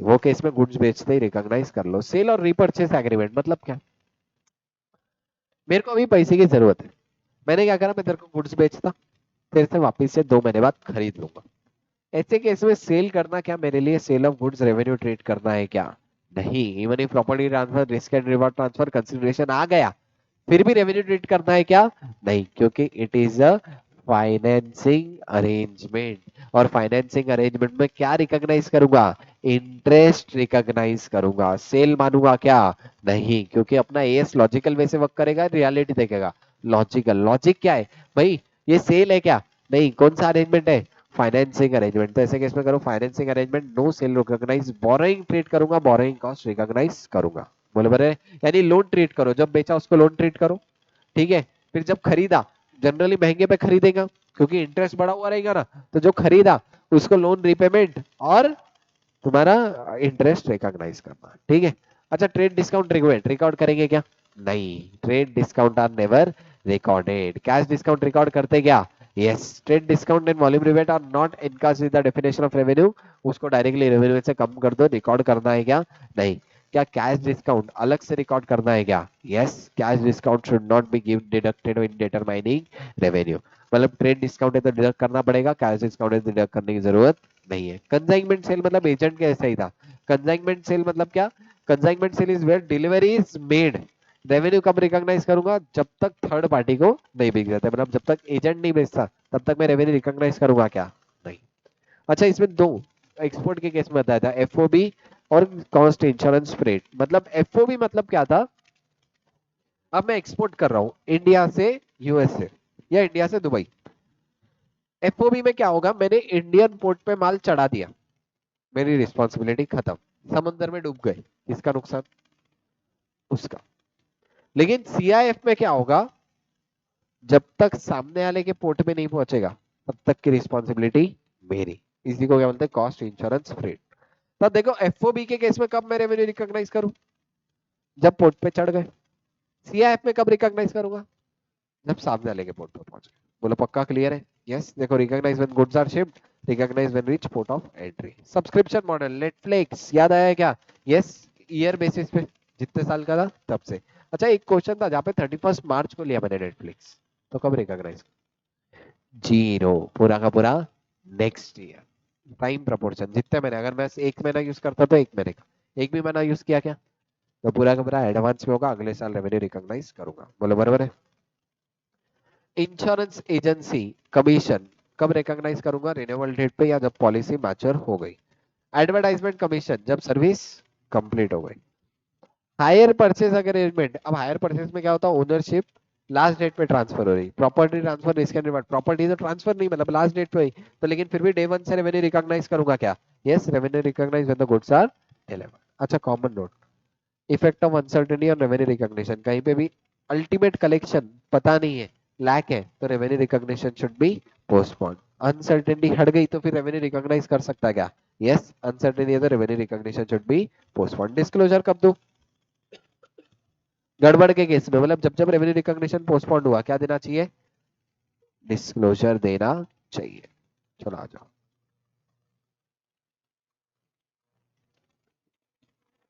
क्वेश्चन नंबर 7 होने में आया, बस थोड़ी देर, थोड़ा पेशेंस, ठीक है। मिथिया, वो एक गाना है, मिथिया का कण कण खिला, जमाई राजा राम। मिथिला है ना, तो यहाँ पे मिथिया है, ठीक है। मिथिया एंटर्ड इनटू एग्रीमेंट विथ सतिया, ठीक है, मिथ्या Satya, for sale of goods costing 8 lakh at a profit of 20%। कितने की सेल अमाउंट होगी? 8 प्लस 20, 9.6 लाख में सेल होगा। On the same day Satya entered with the मिथ्या टू रीसेल, मतलब क्या हो गया? सेल और रीपरचेस। कितने में? 10.80 ऑन फर्स्ट अगस्त। क्या होगा बताओ? लोन होगा या सेल? लोन होगा। एंट्री क्या होगी? Bank account debit to loan to Satya. अच्छा उसमें अब एक बात बताओ, इंटरेस्ट 31 मार्च तक, मैंने सेल कब किया? 1 फरवरी। टोटल इंटरेस्ट कितना है? 9.6 माइनस 10.8 लाख, कितने का इंटरेस्ट है? 1.2 लाख का इंटरेस्ट है। कितने महीने के लिए? देखो, फरवरी, मार्च, अप्रैल, मई, जून, जुलाई, अगस्त में तो खत्म, यानी 6 महीने। 1.2 लाख डिवाइड बाय 6 मंथ्स। अभी कितने? फरवरी मार्च, 2 महीने। कितने महीने का? पॉइंट 1.2 बाय 6 into 2, 0.4 लाख का रेवेन्यू रिकॉग्नाइज करूंगा, मतलब इंटरेस्ट रेवेन्यू रिकॉग्नाइज करूंगा करंट ईयर में। देखो 9.6, 0.4 का फाइनेंस चार्जेस और profit and loss to finance charges. देखो bank account debit to advance to Satya, फिर finance charges to Satya, PNL to finance charges. समझा? ये 0.4 कैसे आए? 10.8 पे रीसेल था, 9.6 में लोन दिए, 6 महीने का था, 2 महीने का इंटरेस्ट रिकॉग्नाइज कर रहे हैं। बरोबर है। अच्छा सेल और रिपर्चेज है, सेल ऑफ गुड्स ट्रीट करना है क्या? नहीं, स्पेशल केस वाला एग्जांपल है क्या? यस। अच्छा एक क्वेश्चन है, when will be the revenue recognise in case of inter divisional transfer. Inter divisional transfer के केस में कब रेवेन्यू रिकॉग्नाइज करते हैं? इसका आंसर है इंटर डिविजनल ट्रांसफर पे रेवेन्यू रिकॉग्नाइज ही नहीं होगा। क्यों नहीं होगा? क्योंकि ट्रांजैक्शन एलिमिनेट हो जाते फाइनेंशियल स्टेटमेंट बनाते टाइम। लेकिन ये कहाँ पे इंपॉर्टेंट रहेगा? Inter divisional transfer are recognise in only one AS. कौन सा? AS 17, segment reporting. वहां पे इंटर डिविजनल ट्रांसफर रिकॉग्नाइज होगा क्या? यस। अदरवाइज रिकॉग्नाइज होगा क्या? नहीं। Here no revenue is recognise in case of inter divisional transfer. Unique question था। चलो लास्ट क्वेश्चन आज के डेट का। Following information is given of the BS product limited. Goods of rupees 2 lakh sold to Dell Limited on 20th March, but at the request of buyer, these were delivered to 10 April. 10 अप्रैल को recognize करूँ या 20 मार्च? Delayed at the request of buyer, कब recognise होगा? 20 मार्च। Special case है क्या अपना? बोलो रे। यस। देखो 31 मार्च ईयर एंड को 2 लाख की सेल एंटायर रेवेन्यू रिकॉग्नाइज होगा। 15 अप्रैल 3 लाख के goods consignment basis of which 20% unsold था, तो कितना परसेंट रेवेन्यू रिकॉग्नाइज करूं? 80% रिकॉग्नाइज करूंगा, 3 लाख का 80%, 2,40,000। कितने का रेवेन्यू रिकॉग्नाइज करूंगा? 2,40,000। देखो सेल शुड बी रिकॉग्नाइज 2,40,000। जमा क्या? 4 लाख के goods were sold on approval basis on 1 December. Approval period 3 months था, कब खत्म हो रहा? दिसंबर, जनवरी, फरवरी। अप्रूवल पीरियड खत्म हो गया क्या? बायर ने सिर्फ 75% का अप्रूवल दिया 31 जनवरी तक, और 31 मार्च तक कोई अप्रूवल नहीं है। कितना रिकॉग्नाइज करूं? पूरा 4 लाख रिकॉग्नाइज करूंगा क्या? टाइम ही पीरियड लैप्स हो गया, यानी पूरा 4 लाख। तो कितना रेवेन्यू रिकॉग्नाइज होगा? पूरा 4 lakh. Apart from this, BS Limited sell the goods to dealer. One of the condition of the sale is interest is payable 2% per month. कितना 2% per month? अब इसमें क्या बोला था? Percentage of interest recovery is only 10%, that is 50,000 on such over do. मतलब क्या बोल रहा है? 10% ही रिकवर हो सकता, मतलब 50,000 रिकवर हो सकता है। During the company want to recognise entire interest receivable 60,000, company को 60,000 रिकॉग्नाइज करना है, कितने का करना चाहिए, 50 या 60? 50, 60 का क्यों नहीं? अनसर्टेनिटी, अनसर्टेनिटी है तो revenue recognition should be postpone, यानी कितने का रेवेन्यू रिकॉग्नाइज करना चाहिए, 50,000 का ही रेवेन्यू रिकॉग्नाइज करना चाहिए। तो टोटल इंडिविजुअल कितना हुआ हर एक केस में, ध्यान देना, फर्स्ट केस में कितना था लोग, 2 लाख, सेकेंड केस में 2,40,000, थर्ड केस में 4, फोर्थ केस में 50, टोटल कितना हो गया, 8,90,000, इनका भी कितना आया, 8,90,000। बोले जमा क्या, यस। कौन सा था, आरटीपी में 2024, अच्छा तुम्हारे अटेम्प्ट का ये वाला था, मिथिया वाला, जनवरी 2025, बोलो बरोबर है। यहाँ पे कौन सा एएस खत्म हुआ, एएस 9, 3 एएस का रिवीजन एंड किए, एक बार खुद के लिए जोरदार तालियां बजाओ। यूट्यूब पे बैठे, घर में बैठ के देख रहे तो भी तालियां तालियां बजाओ रे एक्चुअल में, ठीक है। देखो इतना सुने, 2 मिनट और सुनो, ठीक है। देखो ये रिवीजन तुम्हारे हेल्प के लिए, ठान लो कि मेरे साथ एएस खत्म करना है, ट्रस्ट मी मैं तुम्हारे पूरे एएस खत्म करवा दूंगा, लेकिन आज यहाँ पे 2 घंटे पड़े, घर पे जाके 1 घंटा दिए तो हो जाता, पैक करके बाजू में रख देना, ठीक है। करना क्या है, एक बार कॉन्सेप्ट बुक ओवरव्यू करो, मॉड्यूल के इंपॉर्टेंट क्वेश्चन पहले टिक करके रखेंगे वो, या मेरी क्वेश्चन बैंक जो है, याद आएगा ऐसी क्वेश्चन बैंक है एक, कुछ याद आया क्या, एक क्वेश्चन बैंक बोल के कुछ दिया था, तो क्वेश्चन बैंक में से कर लो। मैंने क्या क्या करा दिया, 3 आरटीबी, 2 पीवाईक्यू, या ना 5 चीज, 9 क्वेश्चन। अच्छा सर सिर्फ इसके इसके लिए, या हर 5 दिन, पूरे 5 दिन। और एक चीज हमेशा ध्यान रखना, अब तक जो हुआ हुआ, इसके आगे का जो स्टडी पीरियड तुम्हारे पास बचे वाला है ना, वो बहुत इंपॉर्टेंट है। अगर तुम ठान लो कि भाई मेरे को ये स्टडी पीरियड में अच्छे से करना है, तो डेफिनेटली क्लियर कर सकते हैं। अभी तुम्हारा 2000% देने का टाइम है। देखो मैंने बाद में स्टूडेंट को देखा यार, थोड़ा एफर्ट लगा देता था ना तो हो जाता था, वही टाइम है थोड़ा एफर्ट और लगाने का। 6 घंटे पढ़ रहे हैं तो 8 पढ़ो, 8 पढ़ रहे हैं तो 9 करो, 9 कर रहे हैं तो 10 करो, 10 कर रहे हैं तो 11, 12 कर रहे तो 13 करो, जो भी एग्जिस्टिंग कर रहे थोड़े थोड़े अब एफर्ट बढ़ने चाहिए, क्योंकि ऑलरेडी दिसंबर मिड चल रहा, जनवरी मिड से तो एग्जाम है, ठीक है। और मैं ट्राई कर रहा मेरे पार्ट वाला सिलेबस अच्छे से कवर हो जाए ताकि कोई टेंशन ना बचे, ठीक है। तो मेक श्योर तुमको बेस्ट एफर्ट देने हैं, और राउंड्स चल रहे सारे टेस्ट सीरीज दो, क्योंकि विदाउट टेस्ट सीरीज रिजल्ट नहीं बनते, ठीक है। मेरे के रिगार्डिंग कुछ भी डाउट है तो मैं तुम्हारे लिए हमेशा अवेलेबल हुई रहूंगा, अगर कुछ भी डाउट है तो डायरेक्टली मेरा कॉन्टैक्ट नंबर 8668423520, ये नंबर पे कांटेक्ट कर सकते हो, है तो ठीक है, नहीं है तो ये नंबर पे मैसेज कर लो, ठीक है। चलो फिर let's end for the day, कल फिर से बिगिन करेंगे।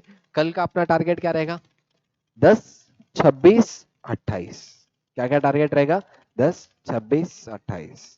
अच्छा फील हो रहा थोड़ा ऐसा, पॉजिटिव फील हो रहा, ठीक है, पॉजिटिव वाइब्स आ रही है इसके रिगार्डिंग, यस ठीक है। तो फिर चलो एएस करे आज खत्म करते हैं, कल फिर से चलो एएस करे स्टार्ट करेंगे, ठीक है।